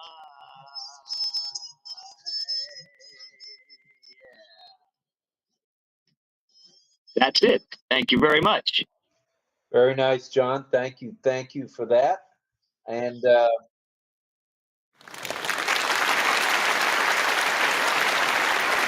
has asked me to remind everybody that each and every night following RobLynn Live, so tonight, following RobLynn Live, we will be rebroadcasting last night's RobLynn Live, and it will be for everyone to watch, and you can make comments. YouTube. Yeah. I was getting that. It'll be on the RobLynn Live YouTube channel. So please, if you missed last night, if you missed any of last night, tune in. You might be surprised. So please do that. That's each and every night. We'll be back tomorrow night, Sunday night. We're going to stick with our topics about AI. We hope you're getting a little bit of value out of that. And if there's anybody else that wants to make a comment, go ahead now and raise your hand. We'd love to hear from you if you'd like to. And while we wait for the hands, I want to acknowledge the chat in the webinar. Chris was nice enough to post the theme song and the information about it. Thank you very much. And Angela says, as far as Indianapolis as a smart city, I feel we are moving in a consistent manner. Very good. And, that's true. Many cities are moving along those lines, and that's all really good to see. And Rakesh Kumar just says good morning to all of us. Hello to Rakesh. And we have, I see Armandine, she made a link from perplexity.ai. It's information about Dubai. Is Dubai a smart city? And so if you're curious about that, you can click the link that she has posted in the chat. Thanks very much, Armandine, appreciate it. And we have Jillian saying, nice singing, John. And Fern LaHaye says, thank you, John Barilla. Surrender Singh says, love you, John, sir. Beautiful song. Every day, wow. Love you. ONPASSIVE OConnect. Meeting with you and all panelist friends. We are so in it to win it. All fire, fire, fire, and many, many fires he has. And we have Irena saying, nicely done, John. And Mel says, thank you, John B. The best is yet to come. Great song. Thank you all. All right, good stuff. Thank you to everybody for being here tonight. It's been fun. I think it's somewhat educational. We thank you, Francis, for hopping on board with a little bit of Singapore information. Thank you. And we'll be back tomorrow night, rain or shine. And we're going to do a group picture. I should have remembered that. We're going to do a group picture if everybody would do the I love you sign. That'd be wonderful. So, Lonnie, if you want to come to the camera, please do it quickly, as well as, is Chris there? Chris, are you on? Chris, I don't see you. And Oneloni and Chris. Yeah. If you can come to the camera, good stuff. If not, we understand. So on the count of 3, we're going to do a picture. I don't see Chris. All right, we're going to do our classic I love you sign, international sign for I love you. Everybody ready? Ready. 1, 2, 3, smile. I think Cynthia's trying to come to the camera. Oh, Carmela just showed up. All right, we got to do it one more time, kids. One more time. Here we go. All right, here we go. Cynthia, are you coming to the camera? I can't. Oh, okay, the camera is on, but my picture is not showing on the panel. Can you see me at all? Okay, you try. Did you refresh? Many times. Oh, so many times, or 10 times. Oh, still. We'll try another night, okay? I'm sure we'll get you another night. All right, yeah, everybody sure. ready? The one night I wanted to be on. Love you, dear. Take care. Okay. Thank you. Okay, ready? 1, 2, 3. I love you. Smile. Beautiful. All right. Thank you again to everybody. You know what's coming. Salute to all active duty military. Salute to all reserve military. Salute to all military, no matter where you are around the globe. And certainly salute to all first responders. And you know it. Salute to you guys, each and every one of you, for being here tonight. We love you. Thank you. Francis, oh, wait a minute. Go ahead, Francis. There's a Indian webinar tonight, my time, tonight, 9:30 EDT, 9:30 a.m. EDT. Okay, that's an Indian webinar at 9:30 a.m. Eastern Daylight Time and 9:30 p.m. Singapore time. Thank you. Thank you. AI Future Internet Family webinar. I will be sharing on O-Tracker. Ooh, good stuff. All right. Thank you for that, Francis. For that. And, I want to also thank those who have came last night at the webinar that I share on O-Verify. Thank you for being there. They all appreciate you. Good stuff, Francis, all the way around. Thank you. All right, thank you to Chris Tiazone for everything he does for RobLynn Live, and thank you to each and every one of you. We'll see you on the next RobLynn Live. Bye for now. Rob, just give me a minute. Yes. Night. Go ahead, Francis. Go ahead, Francis. What did you say? Just give me a minute. Can you see this, Rob? The Straits Times. I see it. It says Singapore-U.S. deepen economic ties. Woo! When did that appear? Now, 2 days ago in the newspaper. AI talent scheme. Talent scheme. What do they mean by that? So we are a good friend. Huh? You know her? This gun? This. Wait a minute. That looks like somebody I know.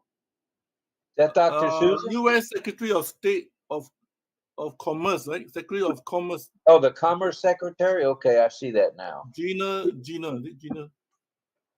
Uh-huh. So we are sending people, the youth, the women, and some of the government people to exchange mindset, to exchange program. So it's very good. Nice. Very nice. Thank you. All right. And that's in the Singapore Times. That's interesting.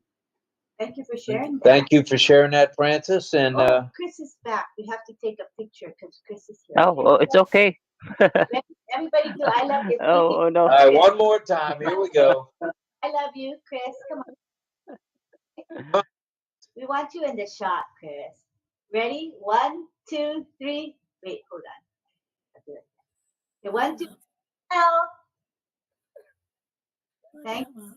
Good, everybody. Good night, good afternoon, and good morning, and 𝗬𝗁𝗁 to everybody. Shalom. Wonderful songs, John. Wow. Good night, everybody. Thank you. Night. Good night, everyone. Night, everyone. Good night. Good night, everyone. Good day to those in Asia. See you later. Good night. Bye, everyone.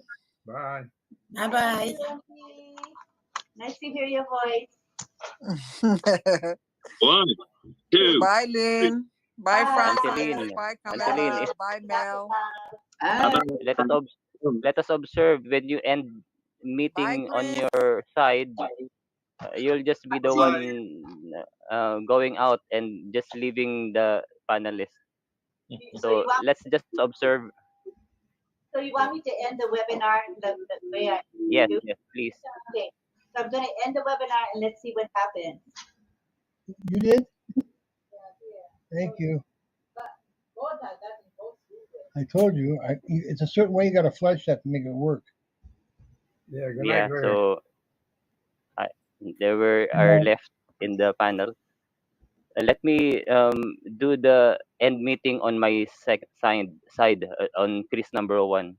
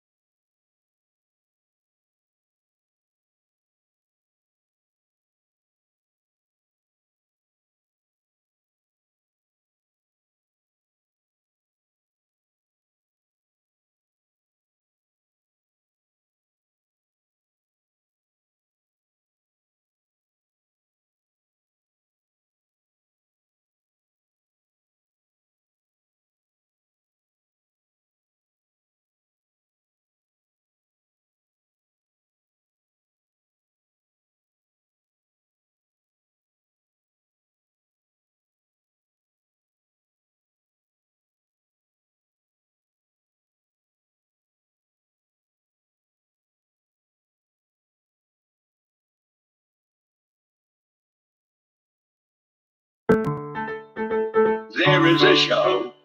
There is a show. There is a show. We all love to go to RobLynn Live. RobLynn Live tonight. There are 2 hosts.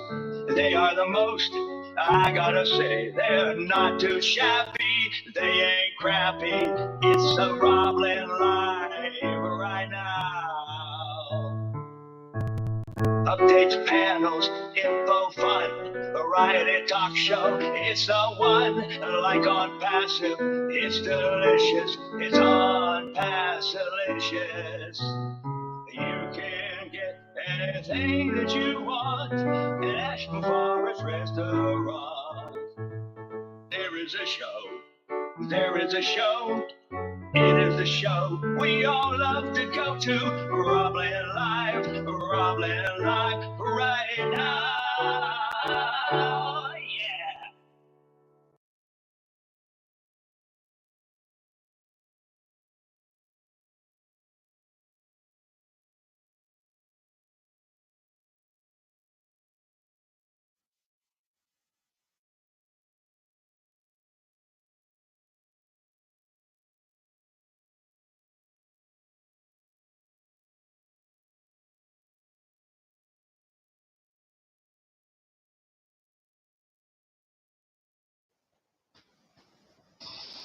And they're off. All right. Coming to you live from St. Petersburg, Florida, high atop the palatial estate of Oliver Nakamoto Gorman. We are RobLynn Live and Ali. The Wonder Dog. That guy, yeah. All right, it's day 654, and we want to know just one thing, and that's it. One thing and one thing only. Do you RobLynn Live? I'm going to say it again there, Greg Lakin. Do you RobLynn Live? I know you do, brother. I know you do, and then just do. So welcome and good evening, and welcome to the RobLynn Live network presentation of RobLynn Live and Ali.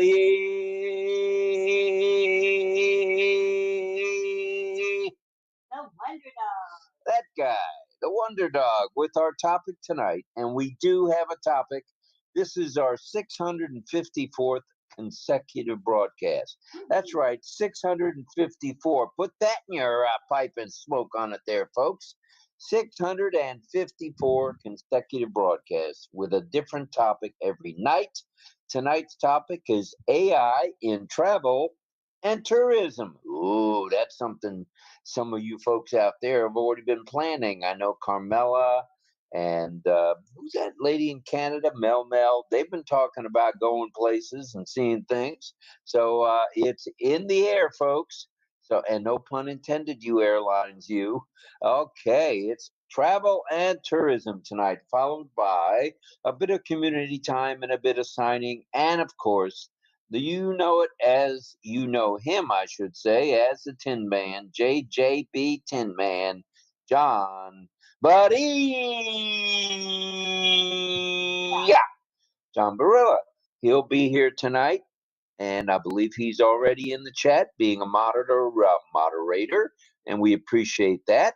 And more of you folks out there who do webinars and chats ought to consider having moderators. It does make a difference. It keeps the trolling from rolling, and it's a good thing. So think about it as you prepare for your next webinar or chat. You'll be glad you did. Now, please pray for Ash.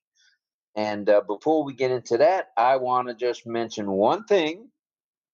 RobLynnLive.com. And what do you get when you click on that bad boy domain or bad girl domain? You get Lynn me a Nakamoto's registration page. And you can sign up. You can join us for free. It's for that's you, and me, moi. So you can sign up, you get a free O-mail, you get a free password with the O-mail, and you get O-net and O-trim along with it. And the opportunity, of course, presents itself when it does to add OConnect to your bailiwick. Not to Chappie. Woo, yeah, we got a topic for you tonight. We're excited about it. I'll be doing a little traveling tonight, a little bit before we end, and not out of state, not out of country, just over to Tampa to take care of some business. So please pray for Ash. And also please send out your love, light, and prayers to anyone you know or have heard of who is suffering from an illness or an accident. Now, after you or while you're praying for Ash, and make sure to include his lovely wife Ashmahan and the boys Omar and Yusuf, along with the tech, media, and support staffs from around the globe. And what do you think of that? Speaking of around the globe, what do you think of that background? Look at that bad boy background. Pretty. AI in travel and tourism, and look at that background. Holy smokes! Look at the colors. The colors are a poppin', and that's due to the in-house artiste, Miss Nakamoto, along with her cohort, Mr. Chris Techie Tiazone, also known as Tarzan. So thank you, Tarzan. Thank you, Lynn Nakamoto, for that beautiful background. And as you'll note, when people raise their hand to speak, the yellow pops right off the page on top of that red, as do the pins. See, I am pinned as a co-host by Miss Nakamoto. So that makes things easier for you hosts now. All right. So we mentioned, please pray for anyone you know who may be ill or injured, okay? In addition to the Mafar family and our employees. All right, we have a few, I mean just a few announcements tonight. And you've heard these before. You're going to hear them again till the cows come home to mama. There is a 10-day extension for O-Tracker, and it has been extended. That's right. The extension has occurred with OConnect. And the free trial of O-Tracker has also been extended, which is what I meant to say before I misspoke. Migration without hesitation is a must. You've got to get migrated if you're going to play the game here. If you're going to participate with those of us global affiliates, you need to be one. And to be one, you need to migrate. So, migration without hesitation. All right. Sign the NDA after you've migrated and the affiliate agreement, s'il vous plaît. Attend chats and webinars as time permits. We don't expect you to be a Lynn Nakamoto or a Robert Gorman or a Jillian Hanna or a Carmela Schwartz or a Mel Martin. I almost called you Martino. Hello, Martino. Marcano. You don't need to be a Mel either. Just attend when you can, okay? You don't have to be at every one in every language. Come when you can. That's all you need to do, and that will keep you updated on what is happening around ONPASSIVE land, okay? So that's attend chats and webinars as time permits. Check out the ONPASSIVE YouTube channel. It's a dandy. It has longs and shorts and mediums. It includes all sorts of characters in the ONPASSIVE film list. So enjoy yourself there. There's thousands by now. Thousands over the last 5.5 years. All right, check out the newest ONPASSIVE website while you're at it. Oh yeah, if you thought the last one was pretty, check this bad boy out tonight after RobLynn Live. If you know of anyone needing help,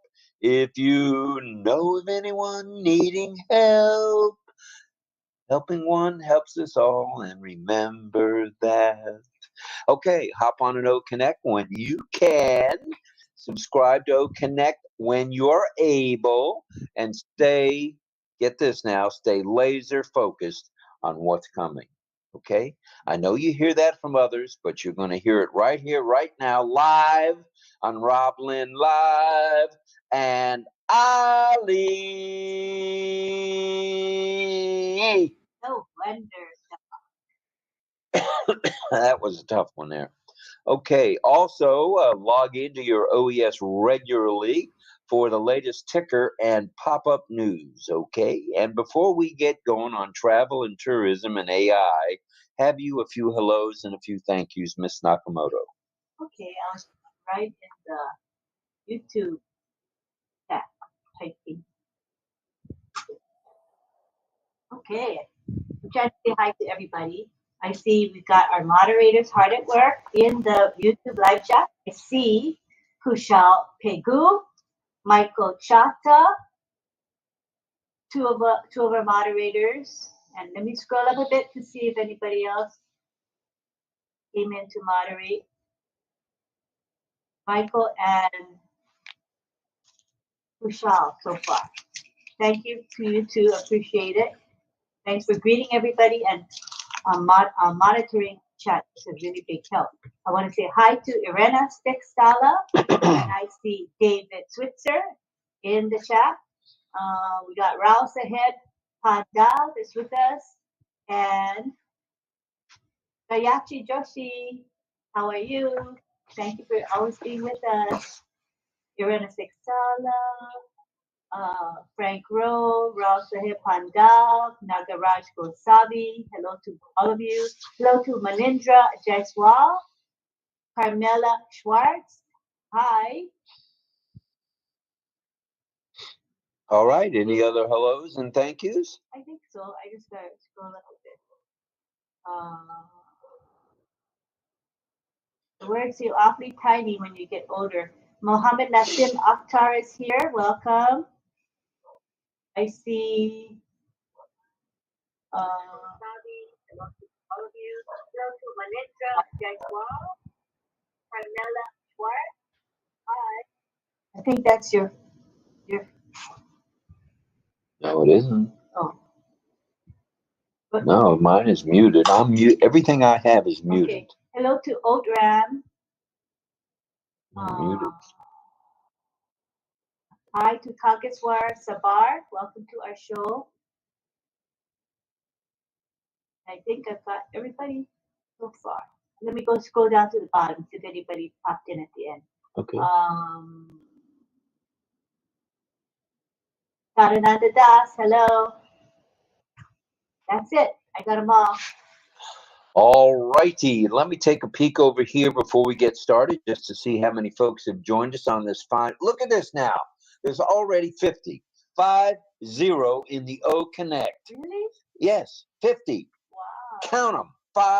50. Welcome, everybody. Thank you for being here. We're just kicking this bad boy off, and we're going to have some fun tonight. It's going to be a hot time in the old town tonight. Ooh, yeah. We love you. We love you. We love you. And in our live chat on YouTube, we have 23 watching, and there's bound to be more as time goes on. That's 73, no matter how you look at it. What a way to start a Friday night. Thank you, everyone. And hello to Sanju Ajmera, who's with us again, as well as Sukhdir Kumar and Punam Ramchander. Thank you. They were all here yesterday as well. Outstanding. So travel and tourism is the topic tonight, along with AI. AI taking the center stage, of course. Oh, travel and tourism have been around for many, many years. It goes all the way back to the covered wagon days, to the early 1800s, the mid to late 1800s, 1900s, and the 2000s. In the 1900s, when we had the horseless carriage, we had the Model A, the Model T. People were traveling. They were moving. They were on the move always. Well, it's being revolutionized. That's right. Travel and tourism, it's not just about the covered wagon anymore. It's about AI. It's about keeping track of things, wondering what's going on, what's next. Oh, my goodness. Wow. It's fun. It's fun. AI embedded travel and tourism, along with machine learning, because as time goes, the machine, so to speak, or the computer is going to learn the likes and dislikes, the yeses and the nos of all of you traveling and all of you being tourists.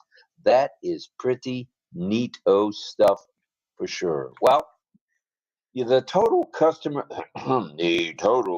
the total customer experience has been enhanced when it comes to travel. Now think about this.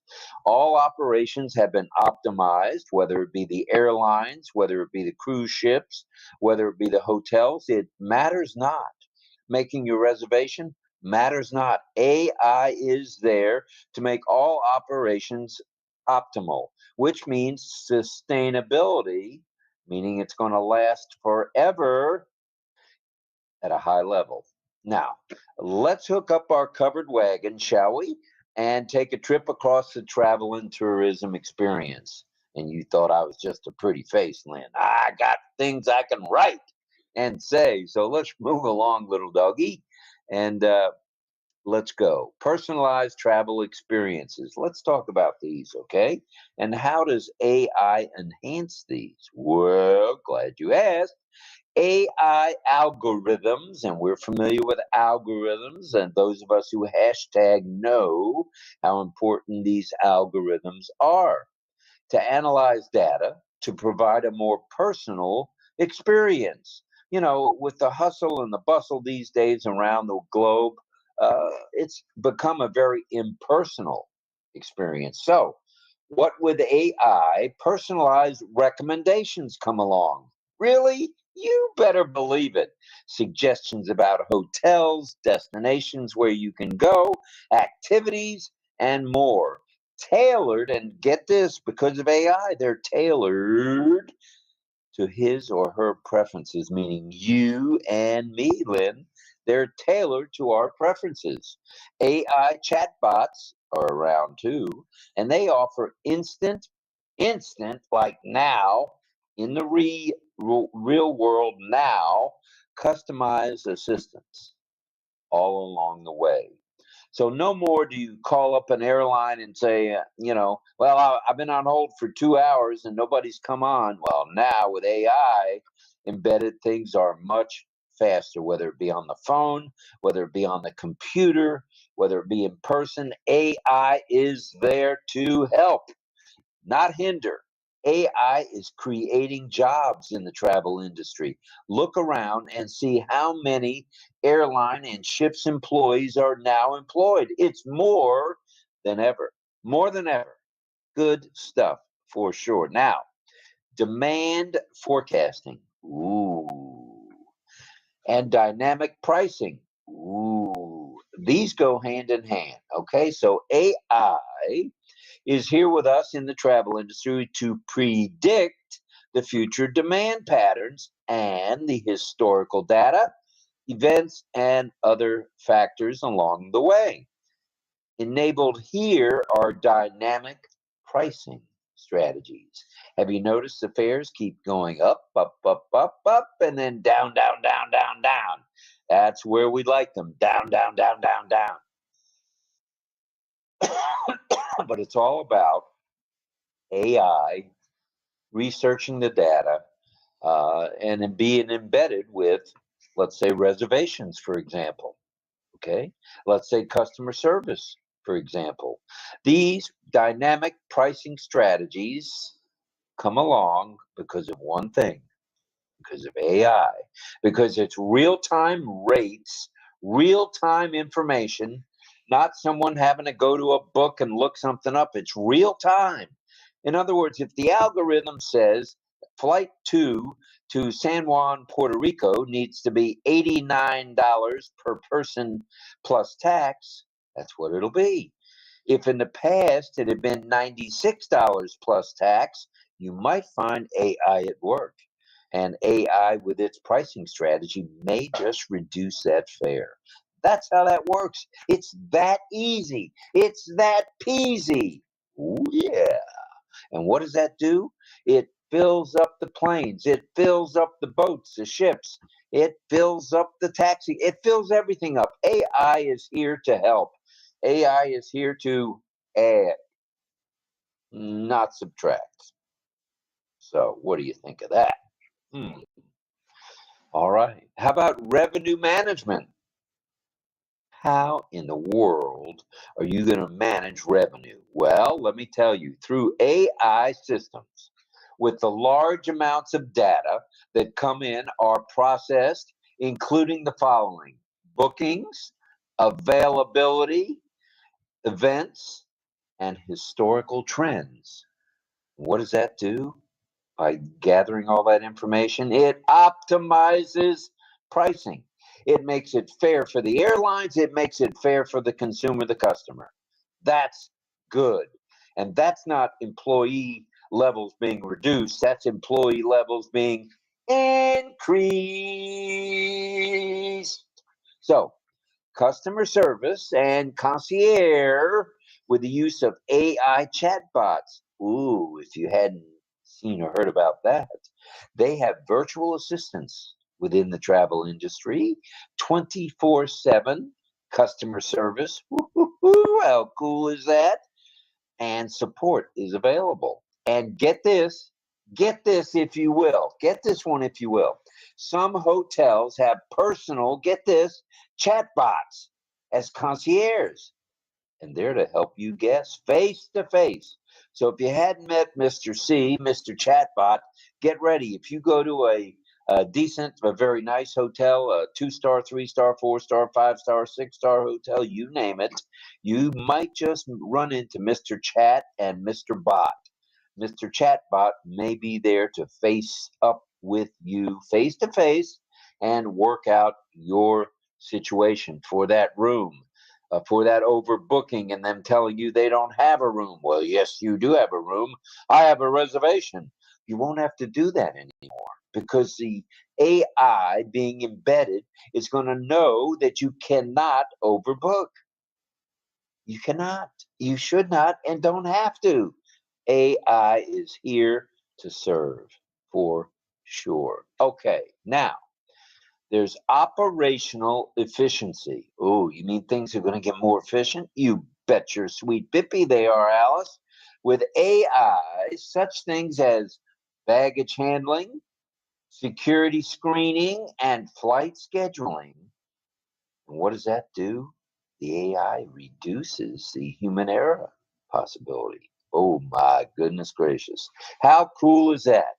They're getting rid of the human error, or not just eliminating it, making it easier on those of us who are traveling. And with the use of demand forecasts, resource allocation and staffing are smooth, real smooth. And that's what we like. We like smoothness, don't we? Yes, we do. All right. Now I've got a couple more points we would like to make, so stand by. One, sustainability by analyzing data on such items as resource usage, meaning how many airplanes does it take to get 14,000 people to Chicago from Sarasota, Florida. All right. As well as energy consumption and waste. AI reduces the environmental impact and promotes sustainable practices from start to finish line. From start to finish line. You can't beat that, can you? Well, while all of this sounds so close to perfect, there's going to be challenges. See, I'm scratching my head to come up with the challenges. There are a few. Let's take a look at them, shall we?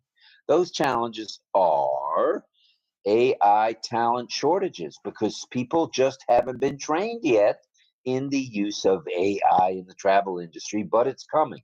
It's coming along just fine. Then there's a lack of formal AI strategies. Let's go, Delta Airlines. Let's get off your tushy and get these strategies in place. No excuses. You've got a highly involved tech team. Put them to work. Let them get them, okay, as we say. Let them get them and get it done. Well, and the lack of formal AI strategies and responsible data management, though all will be worked out and will come soon. You can bank on that. Delta is ready when you are. You better believe it. So anyone ready for a little travel? Anyone ready for a little let's go, go, go, go, go? I know Melanie is and Carmela is.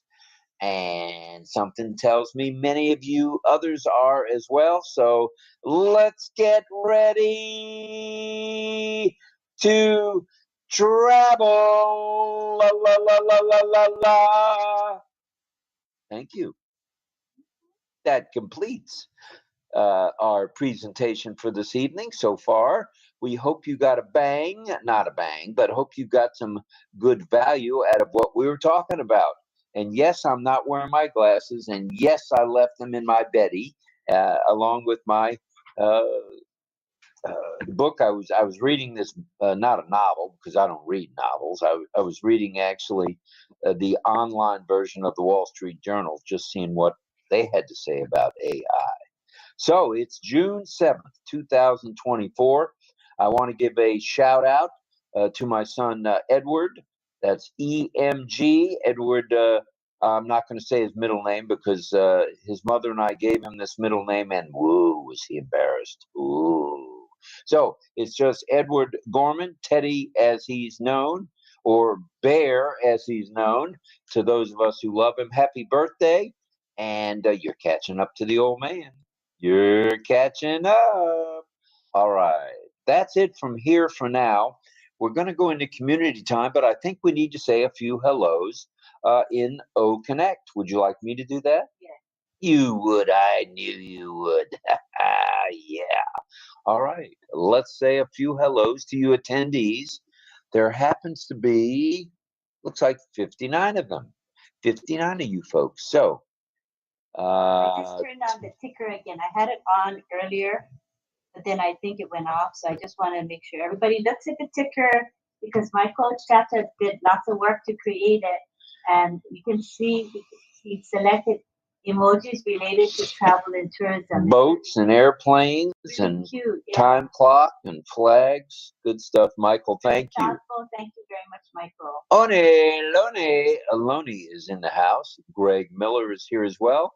Mohammed Ashraf Ansari is here always. Thank you, Mohammed. Michael Chata is here. Let's see. Pedi Reda Ankar is here. Catherine Frierson, of course. Kushbu Agrawal in the house. Kushbu. Oh, nice. Yeah, we love you being here, Kushbu. Thank you. Harry, got you covered. Rex Snyder in the attendees. All right, Harry, God bless you, brother from Canada. Jillian, Hannah, woo-wee. The gang's starting to pour in now. All right, let's get that number up. Let's call our friends and neighbors. Madhari Mishram is here. Krishna Prasad is here. And let's see, Bratan Mr. B is here. I don't want to mess your name up, sir. Thank you from all the way from India. And Mam Doju is here, also from India. Juliana is here. And let's see who else is here. Okay, let's see. Patel is here. Ashmi Tekben is here. Mr. Patel is here. Keiko Hoshina in the house. Welcome, Keiko. We're glad you're here from Japan. Edith is here. Thank you, Edith, for being here. Biplop is here. Mr. Kumar Roy. And Rabindra Kumar Pradhan is here. Dawn Swihart's in the house, as is Frank Rowe.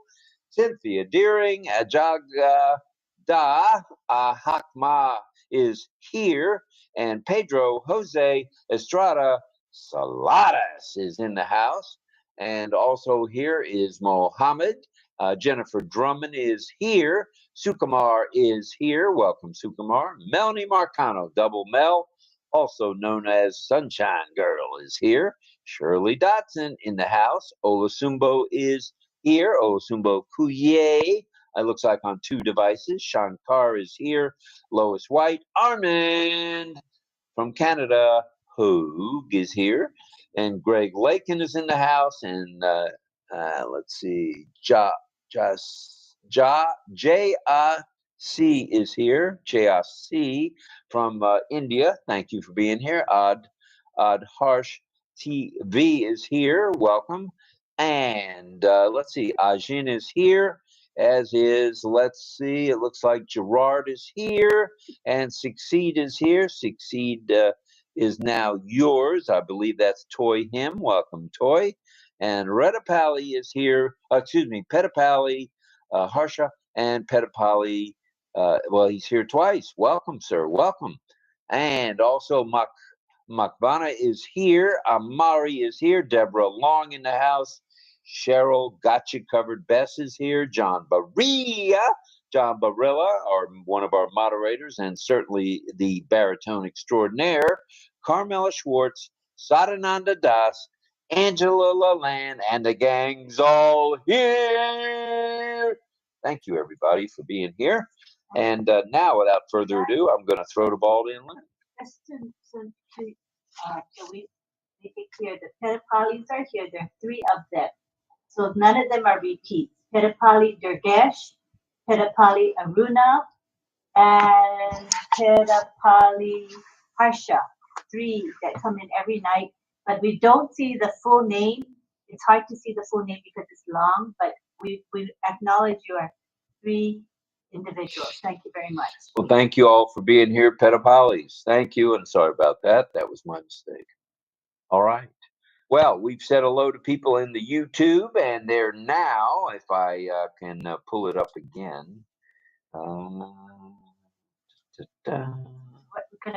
gonna go ahead and go to the community time. It's getting close to 9. Right. Okay. No problem. We're going to community time now. Let me explain briefly how that happens. Lynn will enable the speaker request button. It's a little button, and it has a man with a speaker out of his ear like this. Just click on that, and Lynn will bring you to the panel. So without further ado. So come on down now, please. Come on.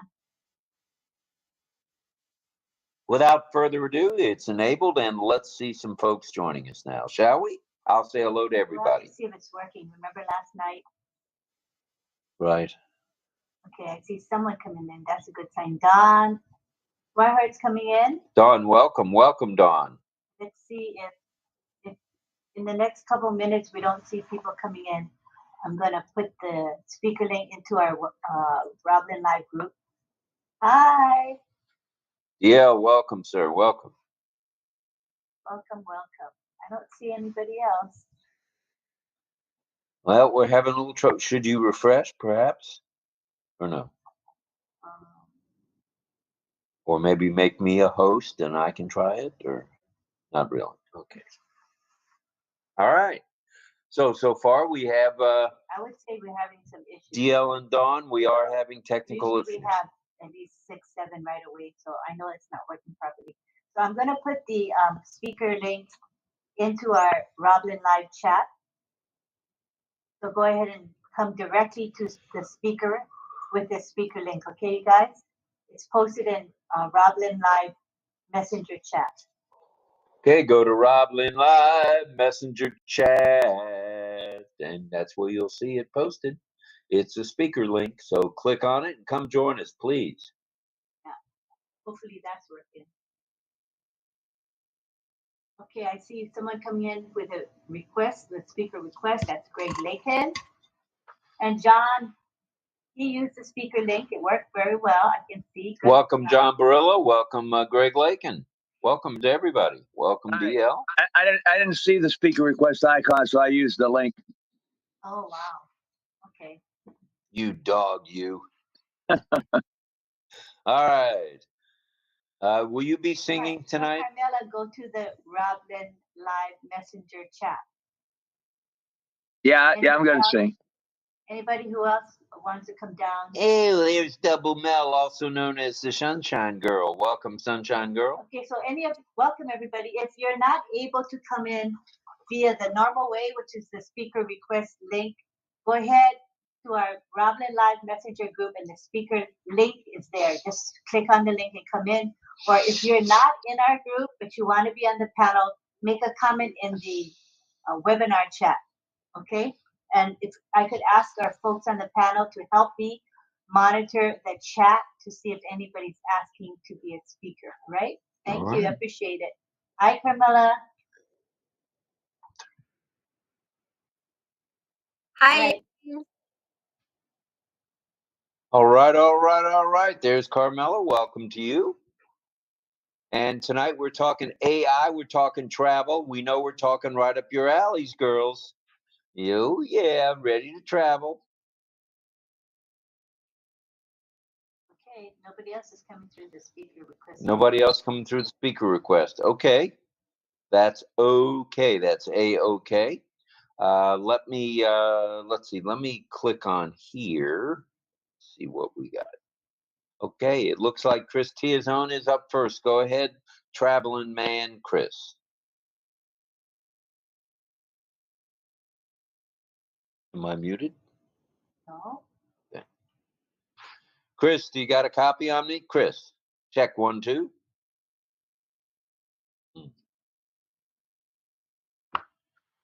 Oh boy, it's going to be an interesting night tonight. All right. Lynn, I posted the speaker link in the chat here for them, in the OConnect chat. Thank you. That's helpful. Welcome. Thank you. And Mel, will you be on Monday at 5:30 sharp?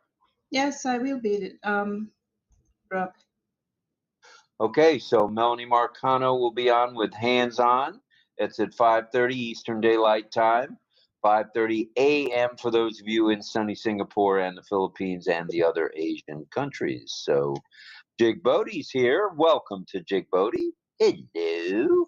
Glad you're here from the Colorado area of the United States of America. Welcome. We know that the tech team is hard at work on OConnect because some of the features that we have been using all these months are not working tonight. So we just beg your patience as we deal with the glitches tonight. And indulgence, if they may indulge us. All right. Okay, so we're having some technical issues, but we're bringing folks in slowly but surely. We appreciate your patience with us on that. What is the question? The question is, have you noticed AI when you travel? In other words, have you noticed baggage claim is quicker? Have you noticed making that reservation is quicker? Have you noticed getting your boarding passes is quicker, whether it be on the airline or whether it be ship lines? Or how about your hotel reservation? Have you noticed how fast that is? There's one reason alone. AI is working overtime in the travel industry. And that's good stuff. Good stuff for all of us. Deb Long is in the house. Welcome, Miss Deb. Glad you're here.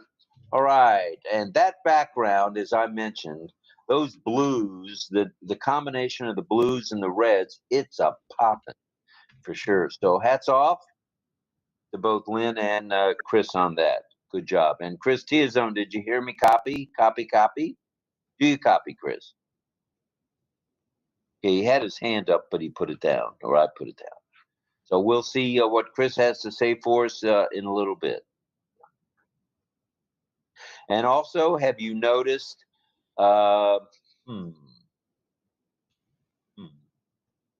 hotels, ships? Have you noticed when you fill up at the pump, how fast the pumps are going? How quickly the card reader works? And even if you go inside, it's now got, and this is AI embedded, if you look at your debit or credit card, there's a speaker on there, and that speaker is the tap it button, and that's AI infused. It's got all your information. And if it's a debit card, all you got to do is enter your PIN. If it's a credit card, away you go. So not too shabby. So it's all over us. We talked about it with banking and finance last night. The AI just continues to grow within. And we're going to see more and more of it, which means more and more jobs. So those of you who think maybe it'll have an effect in a negative fashion on jobs, I have a sneaky feeling, especially in the travel industry, that it's going to streamline things. It already is partially, and it's going to totally streamline things over time. So there you have that. All right. So we're looking for. Go Yes, ahead.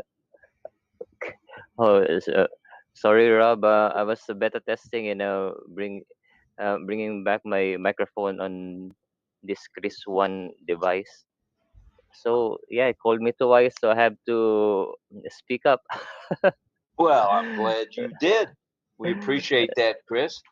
And Last time I experienced traveling to Manila and meet up with Francis Day for the face-to-face training of OES classroom with some team members there in Luzon area. I noticed uh, i- slowly and surely as implementation for uh, visa card approvals and processing. And I've been seeing also in the online news um, things like you just have to stand up in the some kind of scanner, and verification will be faster. And yeah, it seems the digital transformation that is supported here and implemented slowly but surely is coming to fruition. That's all, Rob. all right, thank you, Chris. We appreciate that. It looks like Carmela's letting the doggies in. That's good at 4 o'clock in the morning. And one doggie wants to go out again. So you let her finish her business now, Carmela. All right, all right, and all right. Shabbat shalom to you, Carmela, if I might say that. Peace and a good Sabbath to you. And Jillian Hanna is in the house. Welcome, Jillian. We're glad to see you from down under. Very nice. Rob, can you And see my hand up is your hand up? No, for the longest it's while? not showing. But rumor has it may be. So go ahead. Yeah, it's there. I don't know. It's and it's in the red too. I don't know. They're still working on the. Good night. I didn't mean to interrupt, but I have to let you know because it's been flashing. Good night, Sister Lynn and Rob. Sorry about that. Good night, everybody. A good evening, not good night. Sorry. Yeah, the year before I traveled to out of the province here, to another province, which overlay.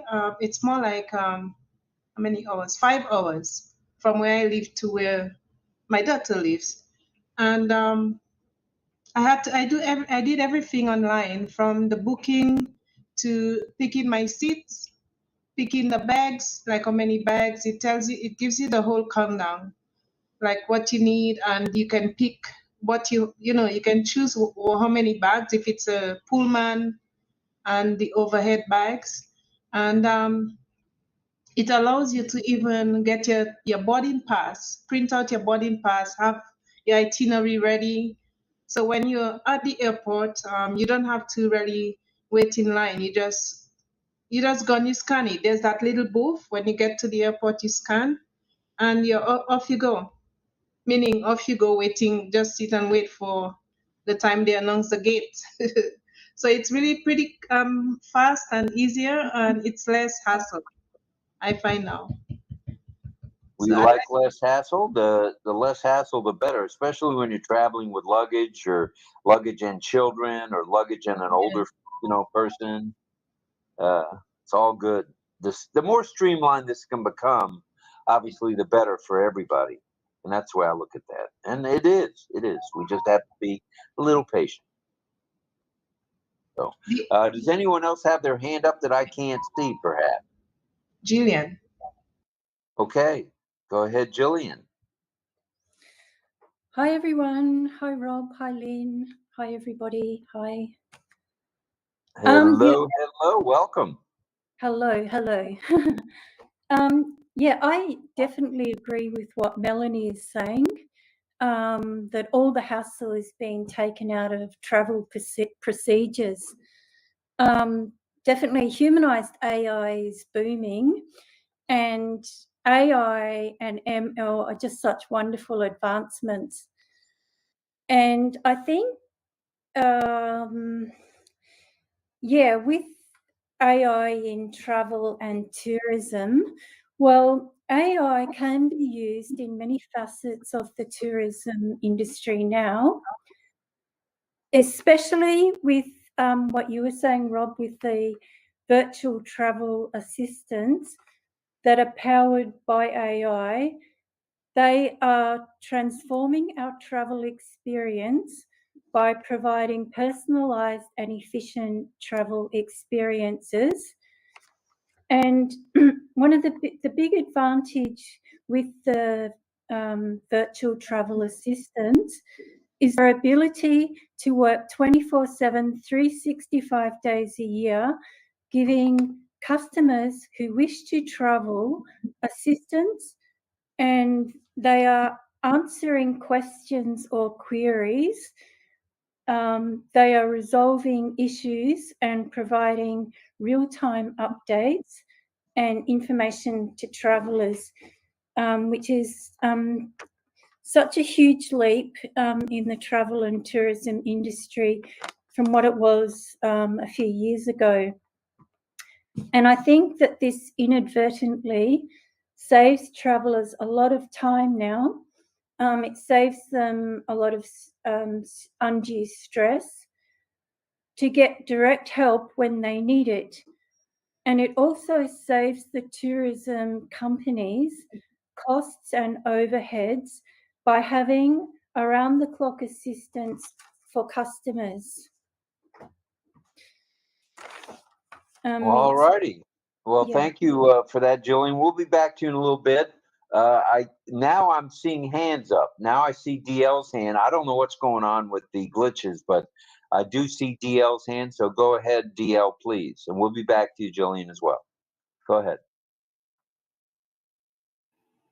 Appreciate it, Rob, Lynn. Hello, everybody on the panel and in the chat. I think the key word with the travel industry, and go back to what we were talking about several days ago, is efficiency, especially in the translation capabilities. That is absolutely paramount in travel. So you got to be able to understand each other as you go across borders. But one of the things that caught my attention was what's called sentiment analysis in travel. That basically where the artificial intelligence will analyze the tone, and I underline the word the tone, T-O-N-E, the tone of the digital text, and it'll determine if it's positive, negative, or neutral. I found that fascinating. Back to you, Rob. So is that to say that if I'm writing to someone or talking with someone at the airline, they'll be able to tell that I'm angry because I'm number 304 out of 280 people on the plane? Or not quite that? Sentiment analysis, absolutely. Oh my goodness. And I get a little carried away. Lynn can attest to that. But when I'm speaking to customer service, I had somebody today, I was talking to customer service, and I was very nice. I started out Mr. Nice Guy. And this person, their English was somewhat lacking. Let's just put it that way. And I don't speak that particular language that this person evidently speaks. So we had trouble communicating. And then finally, the level of my voice seemed to get a little bit louder. And as it got a little bit louder, he disappeared. This guy just hung up on me. So Mel, I'm sure you've had that the situation where there's times where you said, "Oh, this person's got to go. I'm out of here." And you don't want to do that as a customer service person, but it does happen. You get a customer, and I was actually not happy. It had to do with a banking situation, and I'm trying to be nice and I'm trying to be reasonable, but my goodness, this person didn't want to hear me. He kept talking over me, kept saying, "No, that's not how we do things here. This is not how we." Well, yes, it is how you do things here. So I gave up after he hung up on me, and I didn't call back. So hopefully the situation will work itself out. But there you go, right there. AI probably was all over me on that phone call. Vinay here, but Vinay, she's in the YouTube chat. She says, "What about AI service station? No shop is open. You just fuel up and pay on the machine, then drive off. I think that's cool in the middle of the night." Very safe. Yeah, that's very safe of VNA. That's a grand idea. They have that at some stations here in Florida called Wawa, where if for some reason the inside is locked up, the only way you're going to pay is at the pump. And they've got where you can just tap your card, that tap thing where you just put your card up that's got the whatever it is. It's like a speaker as well. You just tap it and it inputs your data. That's AI at work right there. You're right, Pavine. That's it's here now to some degree.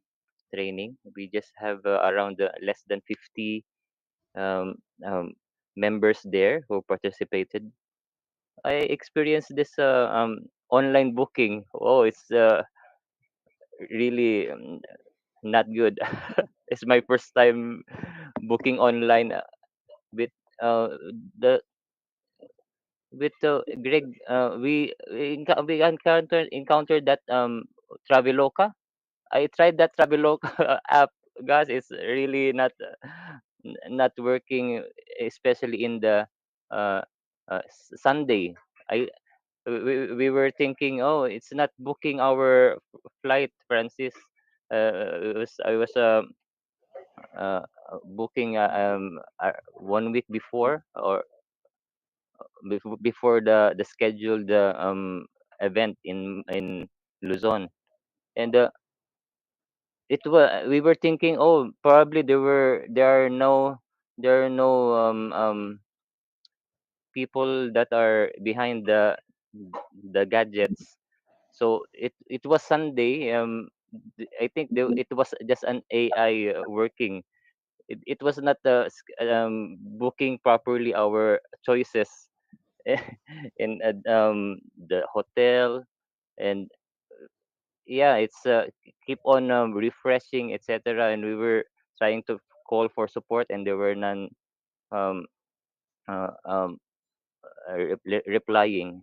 So here it's just my experience. During Sundays, the AI is left alone with no people behind to support. So we tried another app, Booking.com. So the same. So it's still the AI part of the tourism and travel here in the Asia part. I think of the two apps mentioned, I think it still needs to develop. So yeah, that's it. Back to you, Antolin. Oh, so I'm curious. When you say it was not good, like how would you explain what was not good? I'm curious. So good since it's already past it was the last December 9, December 7, or I think at least one week prior to meeting Francis and Michelle Kamsera and organize the face-to-face training there. So to review them, it could be I just could rate them 5/10, 5 out of 10. So half half. They uh, it just doesn't go through that submit button at the end after filling out the field boxes. This the hotel we chose. Is- all the process, even the flight, we would like to have this kind of flight, this schedule. But at the end, when we want to, after giving the card payment, it doesn't go through. We did some repeating again. I think 5 times or 7. So it's a 5 out of 10 review for me. So that is the Booking.com and the Traveloka. So I had something to say a little bit. Thanks, Chris. I understand yeah. totally what you went through. Recently, this is one of the things that today when Rob was giving the presentation, which he did an excellent job, and please tell him I think he did a good job.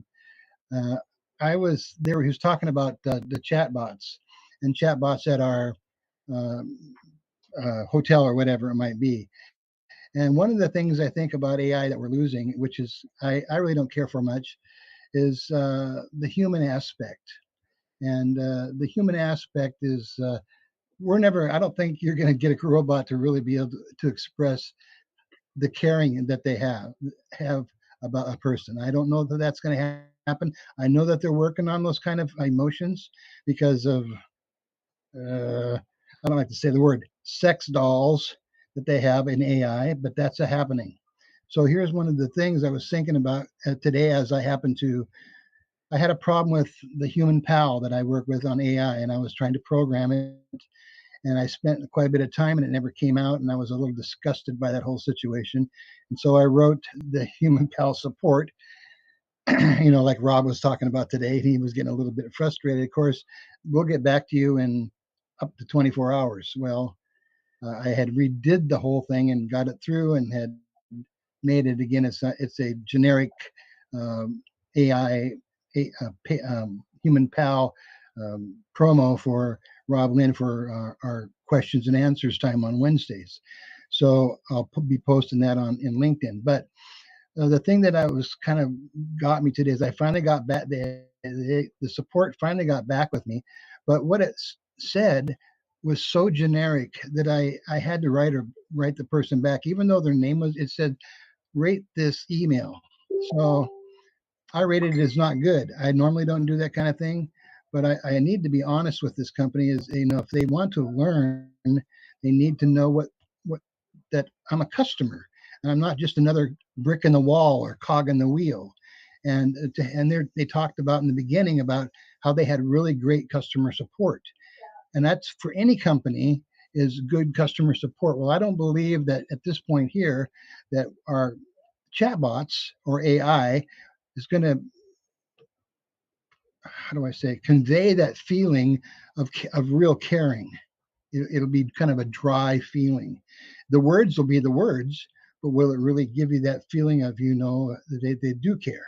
So I wrote basically back to those people and told them, I said, the first letter that I wrote to them is I wrote to them the fact that I spent 2 hours or more making this thing, and then it didn't render, and so I said, then they wrote me back, oh, we're sorry for the inconvenience. Well, this was such a dry thing, and when I wrote back, I said, I'm a customer, and customers really should come first. KYC, know your customer.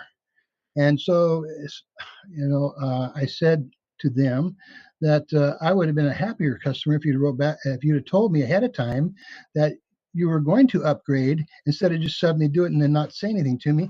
Because what I wanted to do, I wanted to have it completed at a certain period of time. So now I put it in this aspect that the customer that I was working for on this, now that just didn't happen. I'm not lying, but I'm just basically trying to tell her, and I'm not going to go through all the words, that now they don't trust me as much because you didn't tell me that you were going to shut down and I couldn't deliver when I wanted to deliver.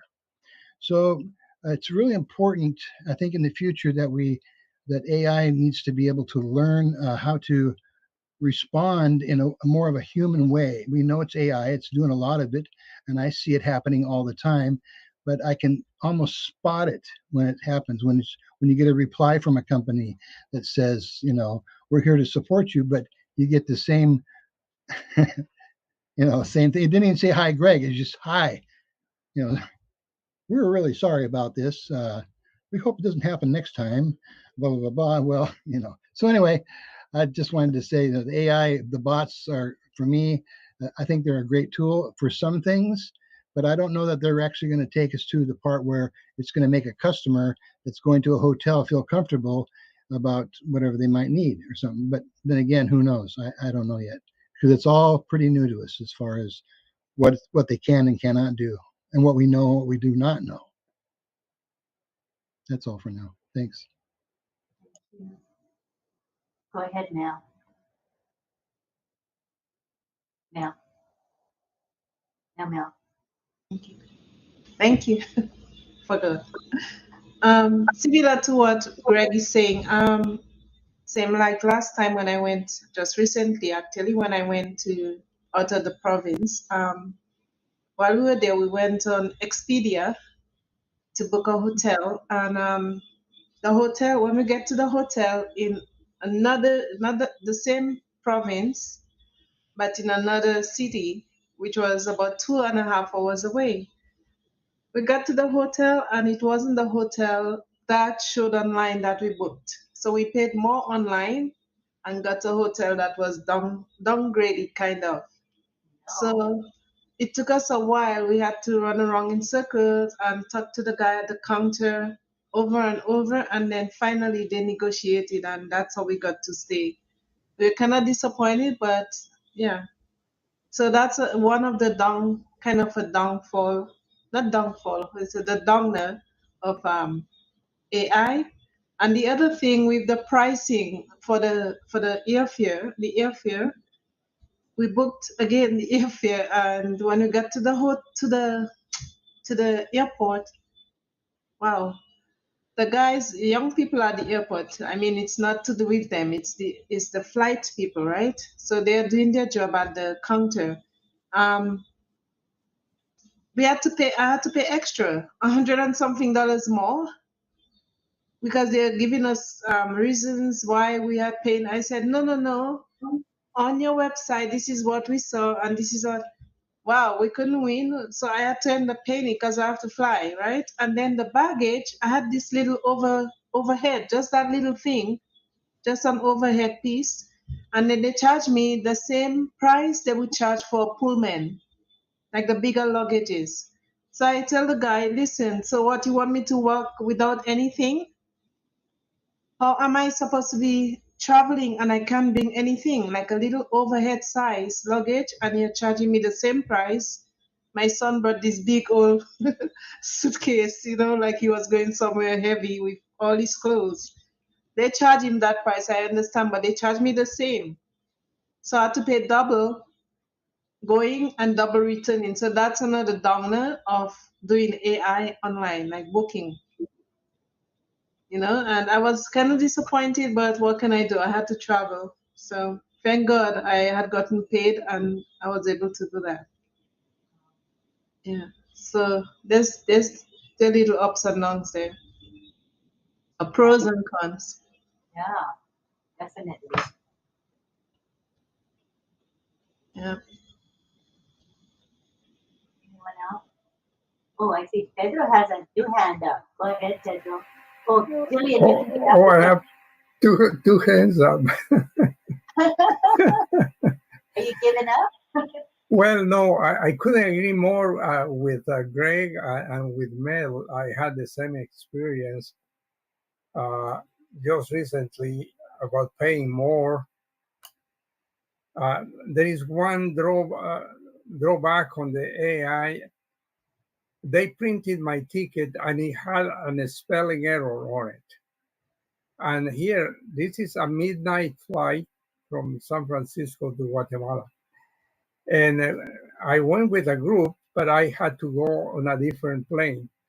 So they send me here, I go there, and then the ticket has a misspell on my name. Now they taking their time, and the plane is almost leaving, the time is running out, and then they charge me for the bag when it was a carry-on bag. I could have carried. Oh no, you have this item, and this item. No, we have to pay like $40 more. Oh my, I wasn't counting on that. So the human touch, now going back to Greg, it's desirable. I had a great experience with a lady that I have found her twice in my area. She's in Dallas Airport, and she is up in year in age, but she is very considerate the way she addresses people, and she does the best to lower the prices, or whether it's the luggage that you're taking, that kind of thing, or with much care, help you to print the tickets if you need to. This kind of thing is kind of hard to replace with AI. I'm pretty sure the human touch is absent. And this overcharging for an error that AI made, how is it that they misspell my name when I am scanning my passport, it goes over the scanner. How can it be misspelled? Come on. So, but then they use it. They trap me with the bag. Now they're going to reprint the ticket, take the time, and now they're going to charge me because I had too much luggage. Come on, I didn't have too much luggage. I know, but anyway, that's my comment. Thank you. It's good to hear people's personal experiences. It's real life experiences, so it's important. What we think it is the case may not always be the case when people share what they've gone through. So thank you very much. Hello, Sifu Francis. I think Jillian wanted to say something. Oh yeah, that's right. Go ahead, Jillian. Thank you.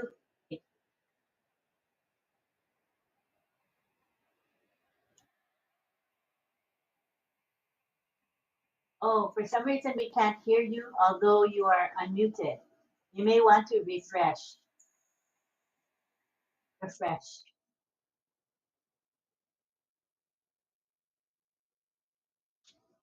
That's a cute sign. Great. Refresh. That's easy to do.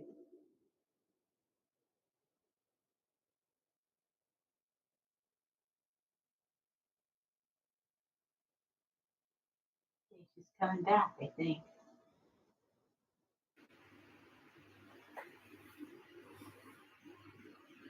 Waiting for her body to appear. I'm back.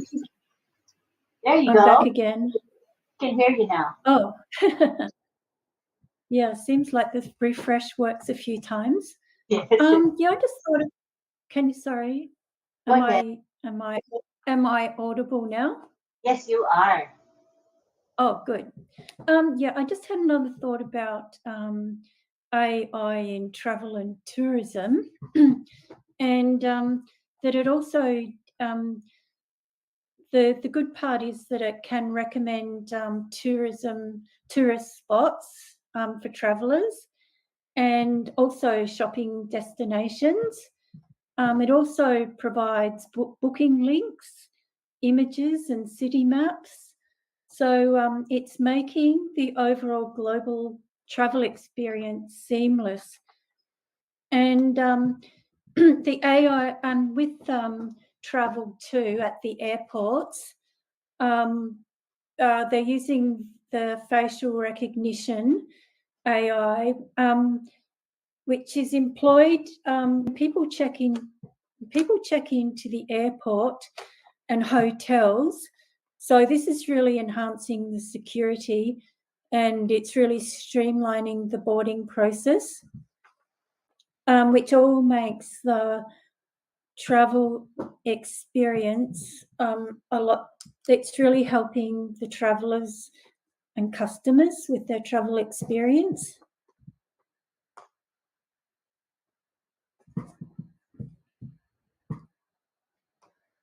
Oh, that's all I had to say. Jillian, thank you for those points. Right. The raised hand feature isn't reliable tonight. So if you want to speak and I don't see your raised hand, just wave and I'll acknowledge you, or just unmute and speak.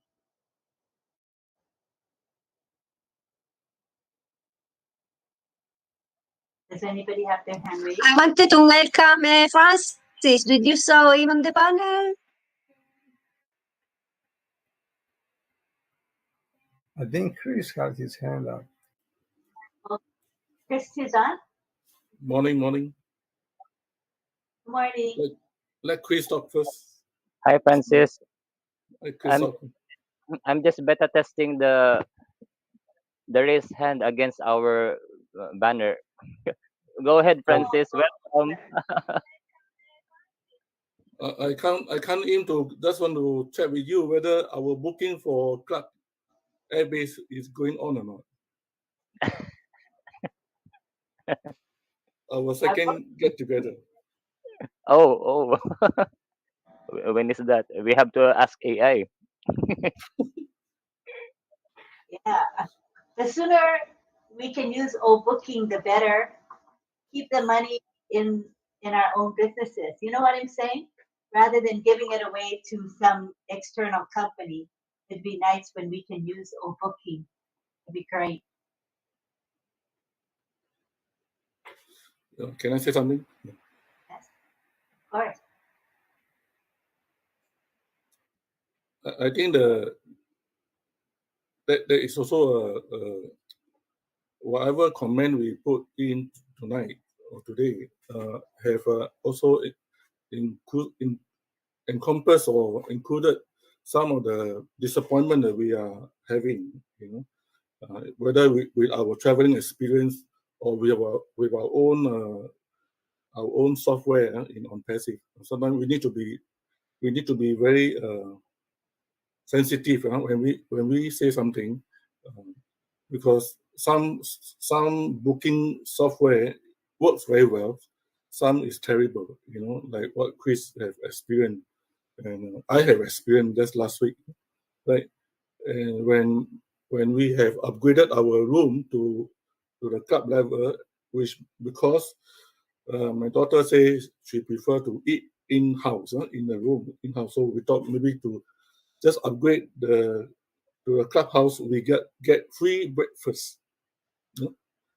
And on the first day when we went into the breakfast, we went into the restaurant for breakfast, the receptionist or the counter say, "I'm sorry, you don't have breakfast. We are going to charge you." And for autistic, you cannot change suddenly. You can't change your plan suddenly.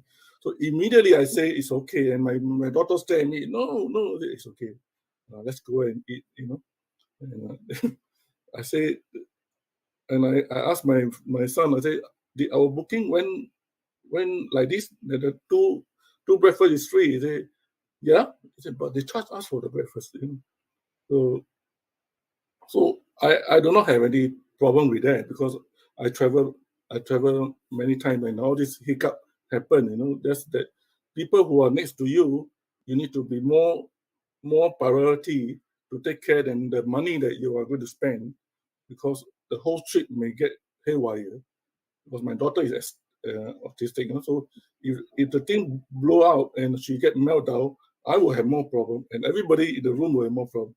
So that was a experience. I mean, I don't blame the software or the booking. I think sometimes we cannot put 100% on the system, whether it is ONPASSIVE or Mr. Ash or even our leadership here. Right? They know what they know, but there are a lot of things they don't know, and they think that they know. And we are just a member, or we are just an audience, just listening. Even now, some of the things that we say here may not be correct, but the people outside just accept it not as a correct. Right? Yesterday night, I have a long, even though I'm tired, just give me a long chat with our brother from India, and say that, "Why don't you tell me the truth?" I say, "What truth?" He said, "What happened to the withdrawal?" I said, "What happened?" He said, "You know, why you don't tell me?" I said, "I don't know. That's why I asked you what happened." He said, "Ash said that it will come in 2 weeks ago and never come." I said, So tell me the secret." I said, "What secret?"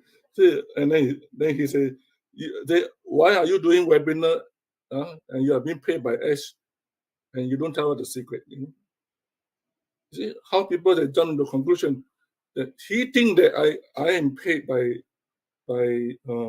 ONPASSIVE, or maybe Lynn have the same problem, that we are doing what we are doing now because we are paid to do it.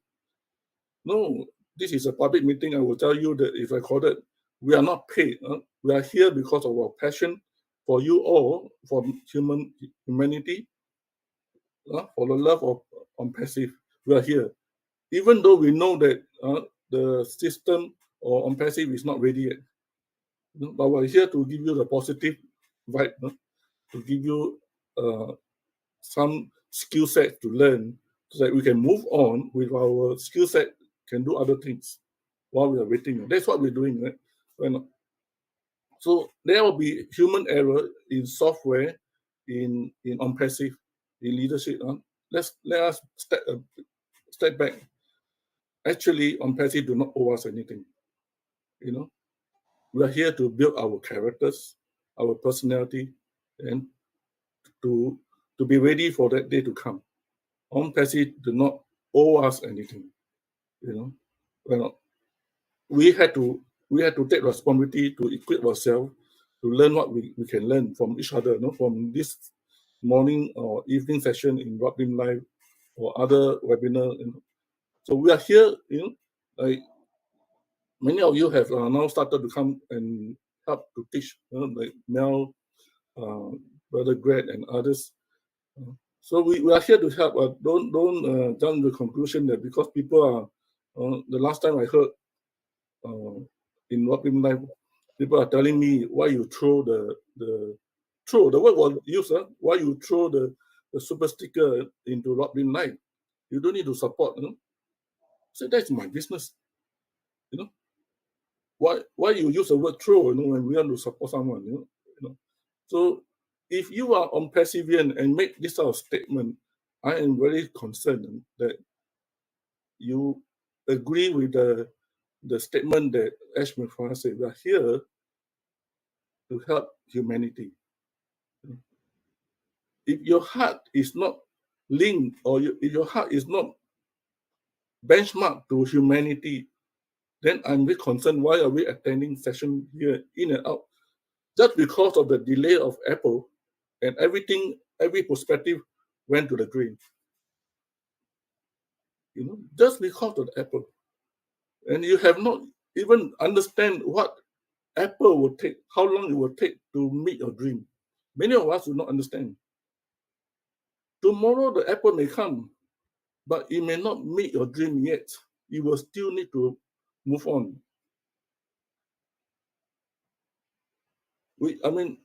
I'm not trying to say, I say after last night, I'm not losing my temper or what. I say, let's take a step back, you know, let the company, let the kitchen cook the food first. If it's not cooked, it's not cooked. Don't eat it. Right? That's a fact. It's not a theory, that is a fact. I'm a businessman. If the kitchen is not ready, it's not ready. Don't push it. So, I mean, I can go and do my holiday and just leave your guy alone. But I have already, embraced the vision of Mr. Ash and his passion. Right? Whether the leadership say the right thing or wrong thing, I only believe in the journey, because the journey will bring me to the goal. Right? So, thank you for listening.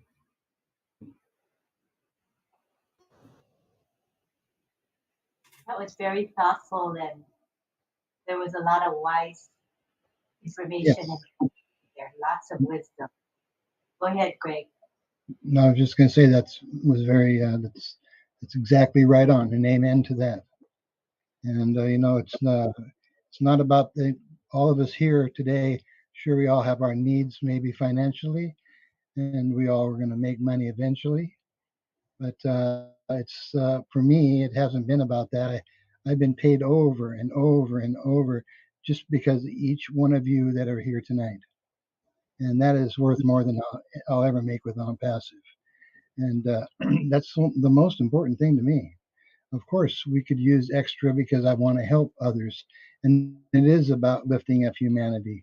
And so there are people that, of course, there's always some bad apples in the bunch when it comes to this kind of business.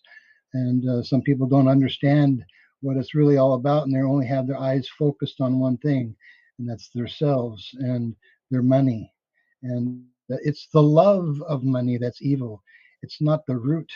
It's a love of money that's evil. It's not the root of money that's evil. It's the love of money. So we don't want to love money, but we certainly need it. And he put it here for a reason.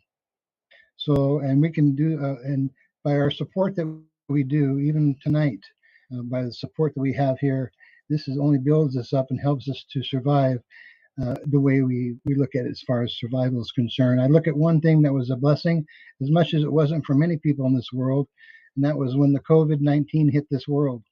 There was a lot of evil behind that, but there was a lot of good that came out of that. that situation. It helped me at the time when Ash opened up or when this was actually brought forth to me in 2019. It was a great filler. It was a great blessing because I could meet other people and I could witness to other people and share and maybe even help if I could possibly do it.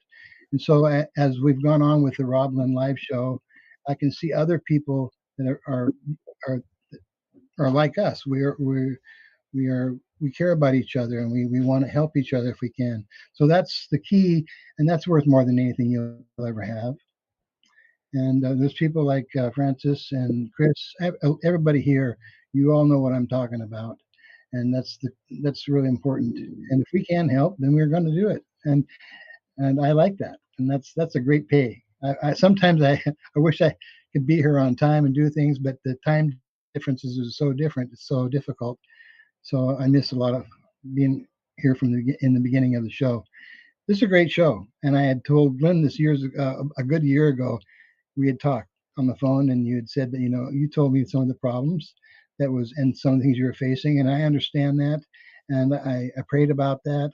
But I also said to you that this is going to be a great show, and I really believe that, and I still believe that, and I see other people seeing what you have here, what we all have here, what we're bringing to the table to lift up humanity and to tighten up this group, and we are a good witness to the rest of ONPASSIVE and the people that are seeing what we're doing here. I think it's a great witness, and that's all I'm going to say for now. Thanks. I love you all, seriously. Thank you, Greg.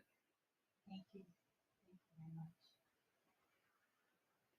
I'd like to read what 𝗦𝗺𝗶𝗁𝘁 has to say. She is in the YouTube chat, and I think most of you know who she is. She's from Papua New Guinea, but she currently resides in Australia. But she has big plans to help the various villages in Papua New Guinea, and she's working hard, doing a lot of groundwork now and preparatory work for the time, so she will be ready when the apples come. And she's bringing people together. She's a remarkable lady, and I want to share what she has to say.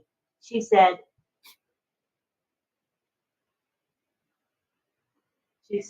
I concur, Francis Tay. ONPASSIVE brings out the best in you. We should all be in gratitude. Giving is the bottom line of ONPASSIVE, whether it be your love, your time, your passion, and your presence. She says, not everyone gives a super sticker, but everyone gives their time to be here and contribute, and that's important. Lots of love to everyone, and that's from 𝗦𝗺𝗶𝗁𝘁. Thank you for that contribution. Beautiful. I see Pedro has his hand up. If anybody else has their hand up and I don't see it, please let me know. Just wave or unmute. Yes, thank you, Lynn. Yeah, I really appreciate what Francis said, and backed by Greg. I agree with Francis in that the way we can be perceived outside is important because we are here for the right reason. And so we want to be careful how we convey the message, because we want to build the right motive in people, because it was built in us. When I came here, I didn't know exactly, how we were going to go. And but I admire RobLynn when they came, when I started to watch their show, because I knew they could use their teaching ability to benefit others. So I started to perceive the good in pursuing this. And sure enough, it has happened. Finally, we had this beautiful platform that we have enjoyed. It has united us. It has given us the chance to better our ability to communicate in some way. I know I have to some extent. And so I saw a platform that could be used for teaching, which is important. And we all can testify that there are teachers here. Here's Greg, here's Chris, here's Francis, here's RobLynn. We have the deaf community opening up to us their knowledge and unselfishly sharing what they know and helping us to appreciate that there is another language that we don't know. And so this is the right platform, the right motives. So let's just wait until the kitchen is ready, because we know that we are in a good place. Thank you so much, Pedro. Let's go to Chris. I believe he has his hand raised. Oh, I was just hand signaling. Hi, Debbie. The letter D and shake it. And there's a delay with this AIBBG when it is put up, and I just enjoying communicating in another way. We Sorry for the for, sorry for the breaking up the seriousness. I think it's it's just a matter to to discuss it. It's a good thing. And I do believe that this we have a variety show, and we have serious stuff, we have funny stuff, we have singing stuff. We sing along, even John Barilla is singing. We enjoy it, yeah. And AI is helping us with that. Whenever he sings, and even he says his karaoke is loud enough, but it suppresses in our recording, so that when we upload later in the YouTube, or even up here, we are live streaming. It's not gonna be um what do you call that, until uh, copyrighted, some kind of that thing in the YouTube community rules and guidelines. So it helps us, even in OConnect. It suppresses whatever sound uh, we are using. So at least John is singing his best in and he sounds like in a cappella, but using a background music, a karaoke machine. And it's a good thing. And I have seen it develop. Around December, we remember, until I noticed a copyright again. Oh, we have to trim it and etc. But now it's not it has already helped us in your YouTube channel. No copyright issues already. Whenever John sings, I don't have to edit or trim it out. Yeah, it's really helping us along the way. And until I'd like to ask permission for me to be assign me as a co-host um in this quiz number 2. I'd like to test later something. Yeah, being a beta tester, I'd like in our platform, I enjoy it also. Back to you, Antolin. I clicked on make a co-host. Do you see the C yet? That part isn't working too well tonight. Okay, it's okay, and no problem. It's all right. No, it doesn't show. Go ahead. It Jillian. doesn't show yet. Go ahead, Jillian. Oh, okay. Yeah, I just had one more thing to add about AI in travel and tourism. That it's able to evaluate the travel process for people. So this takes a lot of the time and all the stress out of booking your holiday, and that it's really, AI now can evaluate your itinerary, your travel itinerary. You can evaluate your travel destination, all the booking patterns. It can forecast the demand for specific destinations. So it can look through the seasons or dates. So customers can book their holiday accordingly to the date and maybe what's the best time to visit a different country. And you can, AI is making it just so seamless that with undue stress or uncertainty when traveling, because all the information is there for people. It's all there at the touch of a finger, and it will give you all the details that you require. Whereas before, I mean, you look back another decade ago, and it was a really, really long process to catch a plane. I remember as a child when we were catching planes, and it was just like a total adventure but there was just so much that you had to do. Yeah. Whereas now, I think people are just looking for accuracy. They're looking for just give me the information right now, because they don't really want to waste their time on the whole process. That's all that I was thinking. That's all. Thank you. Mel, sorry. If I think I missed your hand earlier, forgive me. Go ahead, Mel. That's okay. I have a lot of patience. That's fine. That's okay, Lynn.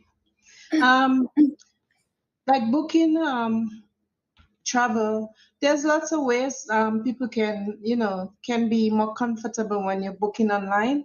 We have the group travels. Like I work with the big company where we have travel agents, and we do the travel insurance and things like that. So you can, if you book with a group, at least you know that you have companion and you won't get sidetracked in anything, because there's people, one will help the other. And there's certain things such as bed and breakfast places. You don't have to book a hotel. And it's better to know people from, like, say, you're going to, I'm just saying, Jamaica or the islands or anywhere. Someone, Israel, wherever, someone there, I think you get hooked up with that person, and it's better because they know the places around. And it's better when they can take you around than you're by yourself and you don't know where you're going. You don't know who's driving you where to, especially nowadays. So the bed and breakfast places and the group traveling, the group insurance is so much better. People are finding it's a joyous thing, especially after COVID, So I just wanted to pitch that in. And I'm talking from experience and from people who are calling all the time. Every day we have people calling in for travel. So if they bring in their pets, they'll tell you where there's the pet-friendly hotels. They will tell you who has bed and breakfast places and things like that. And then you can go online. You can choose to go online with AI, or you can choose to book with a real person. Yeah. So that's what I wanted to mention. To me, I personally enjoy group. I don't like to go traveling by myself because it's not joyful. I like to be in a plane and then we can nod at each other or, wink at each other, do whatever. At least I know I'm going somewhere with a group and I'm happy I belong to people who can, if I get lost somewhere, we can all say, let's go this way, maybe not that way, It's better. Yeah. Yeah. Safety too, right, Mel, when you're in a group. Yes. Safety issue. Yeah. It's more joyful. Yeah. Yeah. It's a social thing, yeah. Exactly. That's all I wanted to say. Thank you. Welcome. Did I see a hand? Was that you, friend? Yeah. Okay, go ahead. I think my input for the AI in the travel industry is, I think it's just, to me, it's either the hotel accommodation or the immigration, right? How AI need to improve those people who check in, the tourism or tourists that come in to the country, how fast they clear the checkpoint, right? So this is where everybody is so happy, when you don't need to queue so much. You can go in to a certain country and get out in 5 minutes. you will give a lot of testimony. You talk a lot. You tell people that, my goodness, so fast. Right. So this is, I think, because the AI is being in place, helping face recognition, passport identity, instead of having a human there asking so much question. So AI is helping us to smoothen our travel. Then of course the other one that we like to see is hotel, whether the hotel condition is what we want as we requested in our booking. No smoking, clean, and the whatever service they have. So AI is actually, I mean, since the COVID time, as I've been traveling, I look back the last before COVID. Indeed, we have a certain percentage of our travel is very smooth. Yeah. Singapore is catching up very fast. I was also surprised that when we came back, there's nobody at the counter. It's only the machine, right? Just check your passport, your face, out you go. I said we heard so much about people get caught with drugs and all those illegal things, but I said, how can they check when it's so fast? But it's everything AI. All the all the camera is there, checking you. So I think on the other hand, while we have some reservation for AI, but also AI have already allowed us to have a enjoyable time wherever we go travel. Thank you. Thank you. Probably more pros than cons, would you say, Francis? Yeah. Welcome to Singapore. Well, I want to go to Singapore when the apples come for sure. I'm looking forward to going there. Francis will be our tour guide. Will you be our tour guide? Last time we are make us a tour. You are make us a tour. We coming to visit you. Let me answer Mel. Mel, you forgot we are in AI. Yeah? Don't trust me. Trust AI. I will ask the AI to handle you. The AI can't be our tour guide. You got to be a team. ONPASSIVE have the Omedia robot. Ask a robot bring you around. Good morning, Sibu. Excuse me, Lynn ma'am. Sorry to interrupt you. Yes, yeah, Sibu. Good morning. Namaskar. So I have one plan for Singapore. I will make one international medicine center in Singapore capital city. So I need your help. You will help me. Okay, thank you. Do me a favor, Gaina. Can you track the recording? See who is the one that's going to build the cruise ship, and get him to help us. Yeah. Okay. That's how I heard somebody want to build the cruise ship. Who is I love you. I love Singapore. I will visit Singapore by you. Thank you. Yeah, sorry, interrupt you, Lynn ma'am. Oh no, I want to go to Singapore too. So maybe a bunch of us here want to go. Yeah, I was visit Singapore before became a monk, only for 1 week. So I know. Thank you, Sibu. Maybe when we are became a lot of money.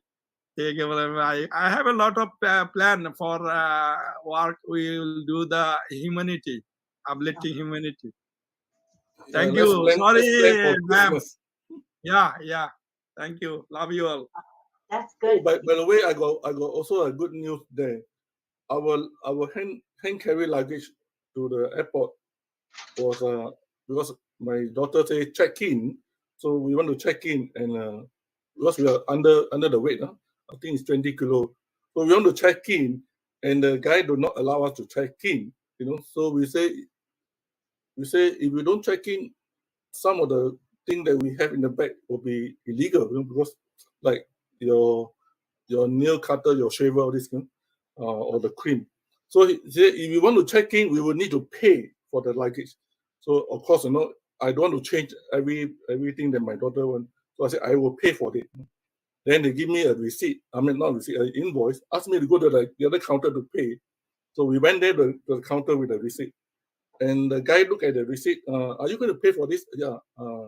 with your friend, your colleague said we are going to pay. So when I went there, he looked at the receipt and then, sir, I said, yes, anything wrong? No, I think I will just cancel this. You can put your luggage in. You see, not everything that is human will have problem. Even the human can override. He said, you don't have to pay for it. You can just put your I said, your colleague said cannot, and you say can. So our luggage went in, without payment, free of charge. So it sometimes it's that's why I say sometimes we need to be go back a step and let the system carry itself. Same with ONPASSIVE. The thing that we think we know, sometimes we don't understand the background. Let's leave them follow the process. Let the people that in the back office handle the job. Don't jump into conclusion. Thank you.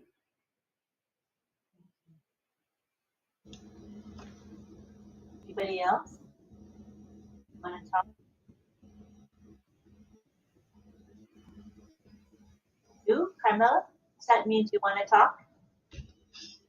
No, no. I see Mel wants to speak. She put hands Oh, up. did you raise your hand, Mel? Sorry, I didn't. I did raise my hand. Okay, go ahead. Yeah, I was going that way and I was trying to flag, but yeah, it's okay. It's okay. Sorry. They have to do something about that hand. I know we're waiting, but ONPASSIVE need to do something about the hand. Yes, they do. Okay. The thing I like about the travel with AI as well, like for example, I'll go back to the place where I went the year before. It's a place with a lot of snow, a lot of ice.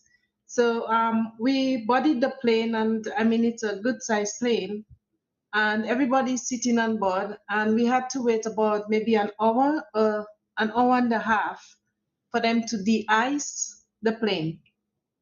Because that day when we left, unfortunately, it was heavy snow and then ice, lots of ice. Out west in Canada, it's very cold. So around those times, you expect heavy snow.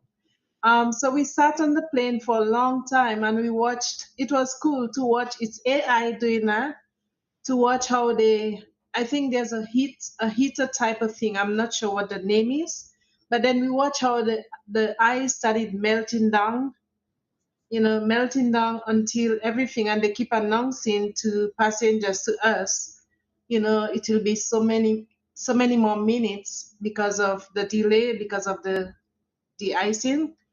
And I know it was AI doing that, and now they said they have perfected it because they have a faster AI machine that can read off all the ice to make sure that the flight or whatever is not frozen before it takes off in the air. So it is a pleasure and it is a beauty to watch it. You're sitting there and everybody's cozy. It's like everybody's home, sitting in the plane, and children are talking. People are, even if you don't know each other, but you're conversing just like we are doing here. And I like that interaction, And in the meantime, you're just checking to make sure that, or checking or listening to make sure that you're hearing what they're announcing. So that's another part of travel with AI I like when it comes to cold places or colder places. Yep. So they wanted to make sure everything is all melted before the plane takes off, just to be on the safe side. And to add to what Francis was saying earlier on, I was thinking back while he was talking, like we started from StreamYard, Lynn. I'll never forget the New Year's Eve when you asked, so come as you want. I was in my sleeping cap, I was in my nightgown, and we were celebrating. I was ready to sleep.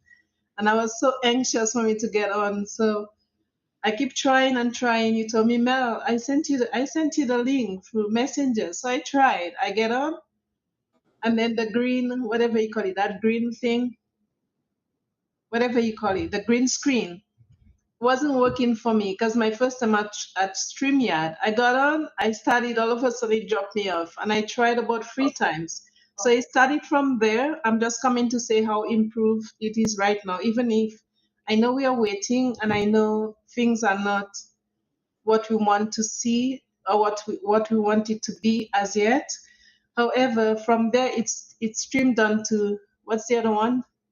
There was StreamYard and there was Restream. Restream. Restream was a little bit more advanced. So I like the idea that we could get on, but not too many people could get on. Maybe about, I think it was about 9 or 10 for the most. And now we're on a big screen where we can see everybody, where everybody can come on the mic and speak, you know. So rightly speaking, there's improvement. I mean, there's more to be done, but there's improvement. So as you said, AI picks up our moods, AI picks up our reaction, and AI picks up how we talk.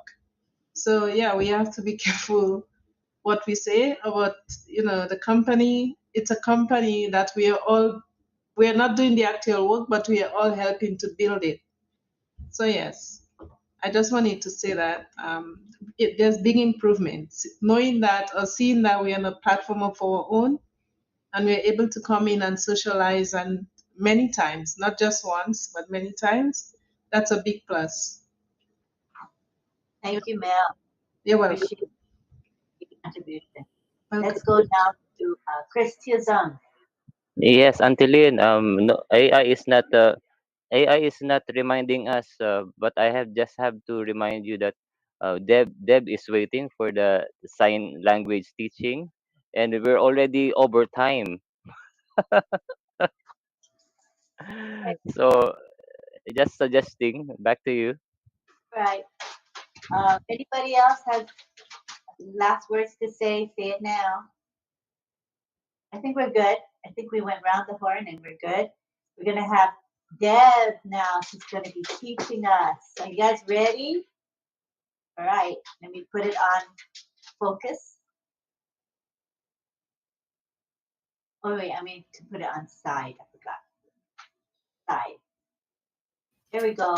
Go ahead, Deb.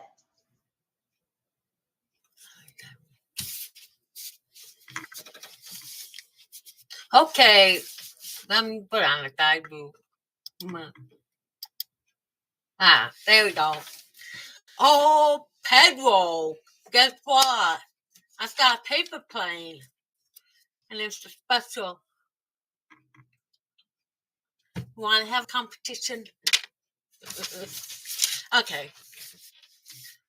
Hello. Is it time for vacation yet?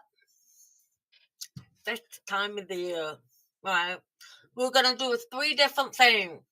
We're gonna do a little bit of review on the signs we've learned in the past, some are new, and then, like, if for those of you who are here last night, read out what you normally say, and then I will show the signs what Steph says. And one new thing last is it's like a slang.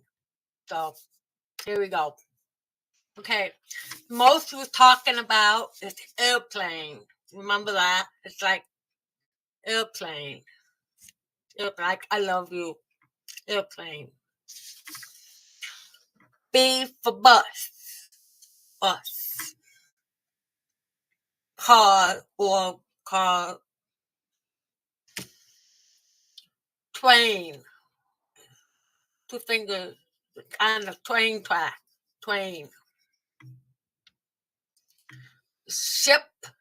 It's a big ship or boat. So it's ship or ship. Boat. Ticket. Just curve your finger. Go between. Ticket. You know, like when they punch. Ticket. There are places to go called events. Middle finger. You start here and you go up. Events. Sometimes you go to a wedding. We'll just come together to hold hands. Wedding. Other times, family, like what Rob says, family or class reunion. F for family, like a group. C for class. Reunion, I guess. Vacation. It's like you're going to put your thumb under the suspenders. Vacation. Got that? Okay. I will read what you normally say. Have you ever been to Japan? What the deaf would say, touch, finish. Japan, you, touch, finish. Japan, you, like a person, you. I'm flying to New York tonight. Tonight. Oh, sorry. Now, tonight, airplane, why? Go back forth. This is new. So it's New York. If you say New York City, different. New York is the state of New York. Okay. Touch finish. I live here. All right. Which airline are you taking? The deaf will say airplane, name which, look like airplane, name which, or what. Do you have your ticket? Ticket? Have? Ticket. Have.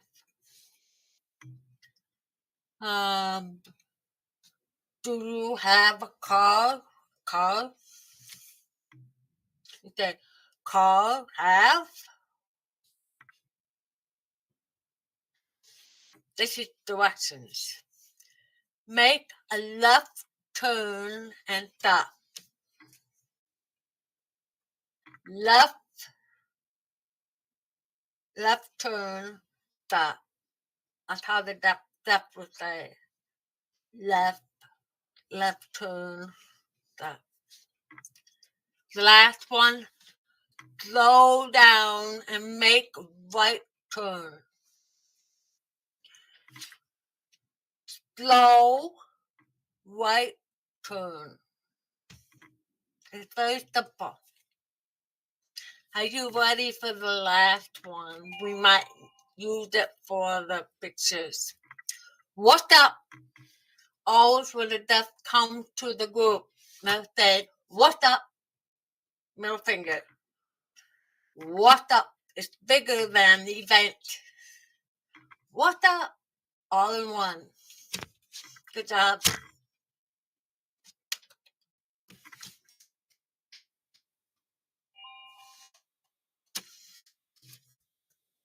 Thank you. Thank you, Deb. Where's Deb?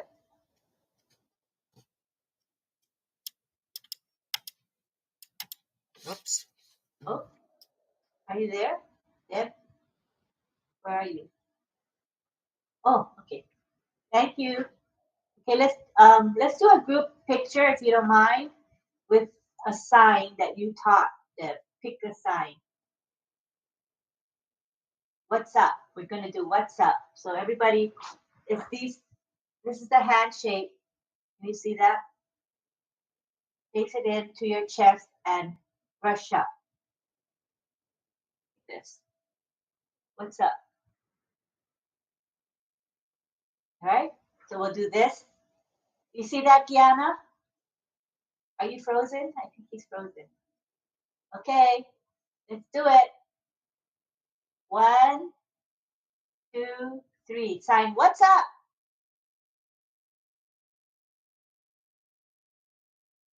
Oh, beautiful. Oh my gosh, it's beautiful. Okay, and now we're gonna do our sign, our standard sign of international I love you sign, either with one hand or two hands, either one hand or two hands, up to you. And we're gonna take a picture. Okay, ready? One, 2, 3. I love you.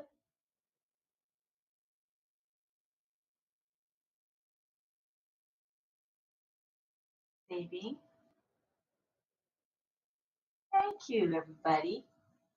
All right, so I think we had a long enough session. We've been here 3 hours. Okay, that's plenty. Plenty. Thank you all for having this. So we're not singing tonight? No, we always have you. We never not have you unless your audio's not working or your camera's not working.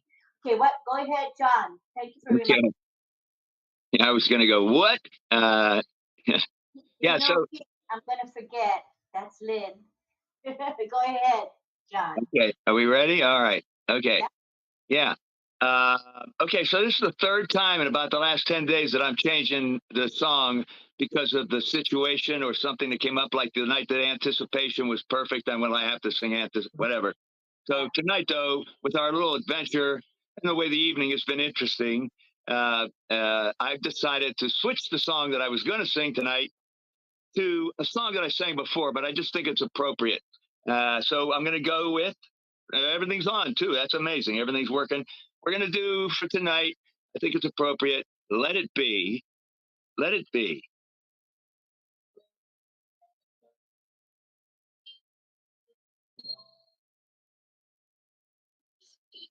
That's the intro. That's not the song. Here it comes. Everyone keep muted.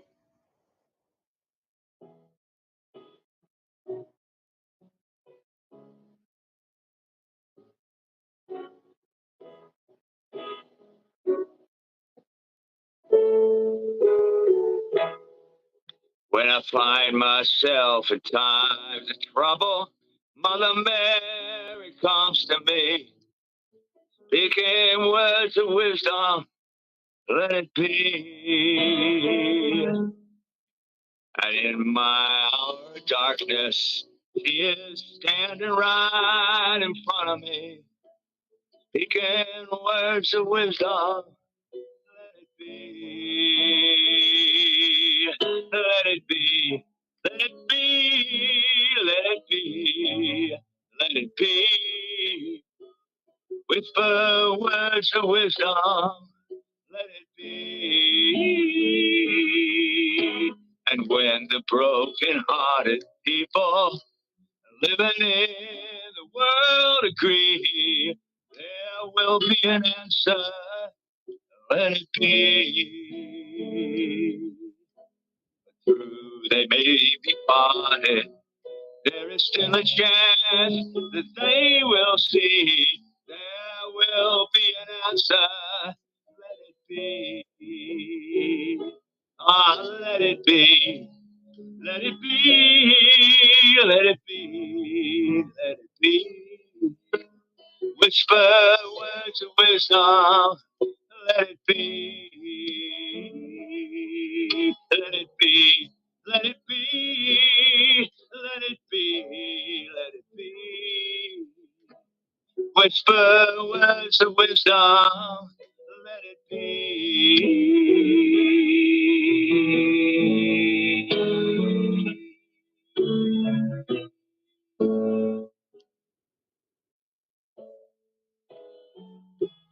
Let it be.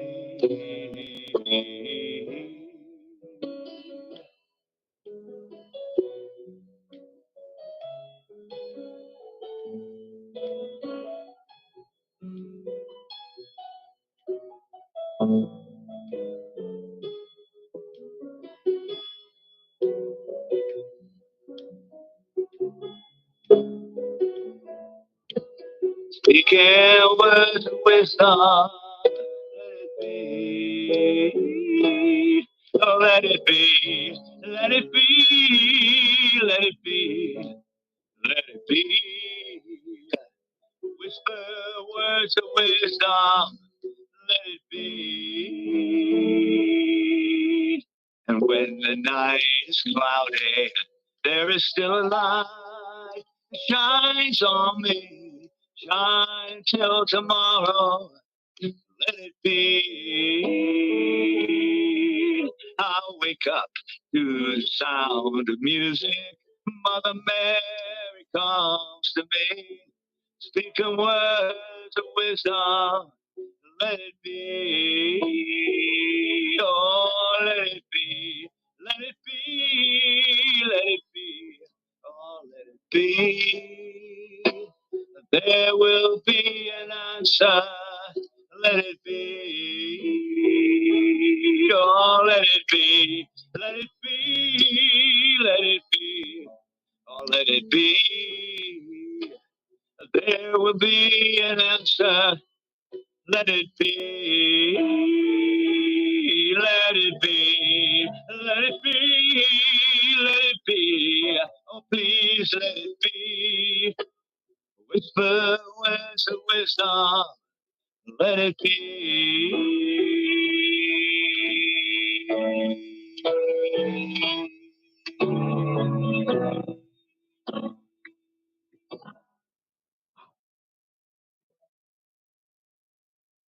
Thank you.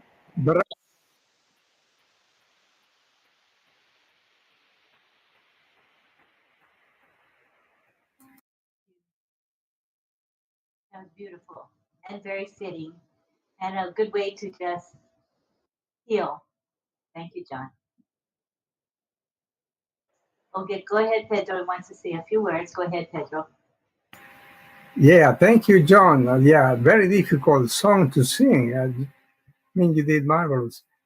I wanted to show appreciation for the way your voice teaches proper English. Every time you speak, you are very careful to choose words. We're learning from that. So all kinds of teaching going on here. Thank you for Deb's teaching tonight. I already learned how to say what is your name. Or my name is Pedro. Pedro, yeah. My name Your name is Pedro. what? What's your name? Yeah. So it's a great thing. Oh.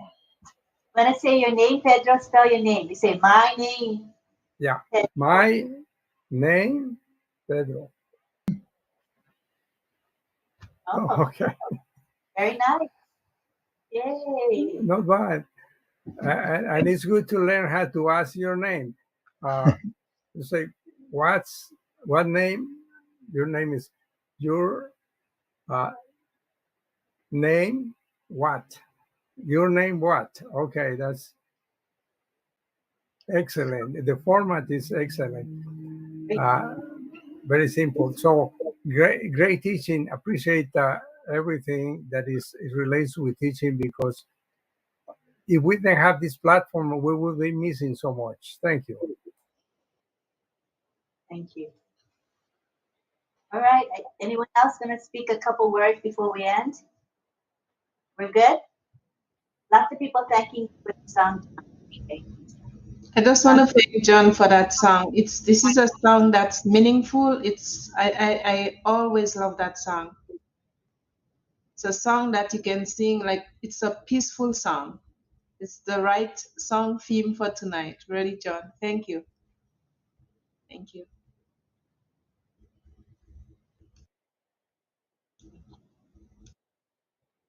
All right. Appreciate you all. Thank you to the folks in the webinar chat.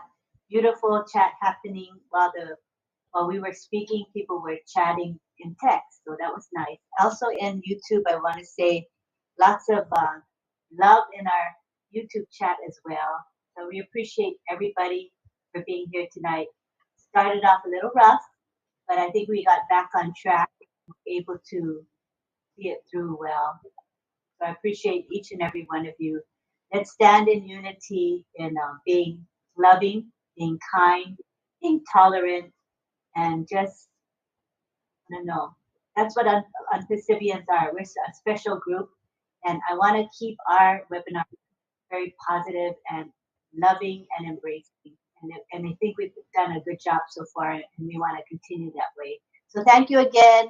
We'll see you tomorrow night for another edition of RobLynn Live. Until then, everybody stay safe, and we'll see you soon.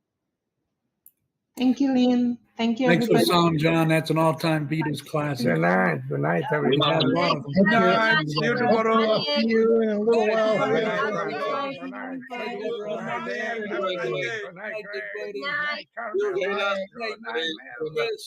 Good night, Thank Jillian. you, Good Robin. morning. Good night. Good night, John. Bye. Good night, Bye. everyone. Good Bye. night, everyone. Tomorrow. Saturday, Good oh night. yeah, Tomorrow. Saturday morning. Say hello to Paalam. Good night. Good Night, night. Night, everyone. Night. Night, 3, Lynn. 2, 1. Good night. Night, Mel. Night, Good night, Francis. Stephanie. Night, Good Gregory. night. Good night. Night, John. Good night. Welcome, Good night, Gillian. Jillian, See you later. Ben. Night, John. Boy. We just have to leave one by one until Lynn already left Yeah. us. Bye. Bye. You've Bye. lost. Seafood. Aren't Goodbye. you doing the OES tomorrow? I believe so. See ya. Yes, OES India will be having the Kerala group. Yeah. Bye. Bye.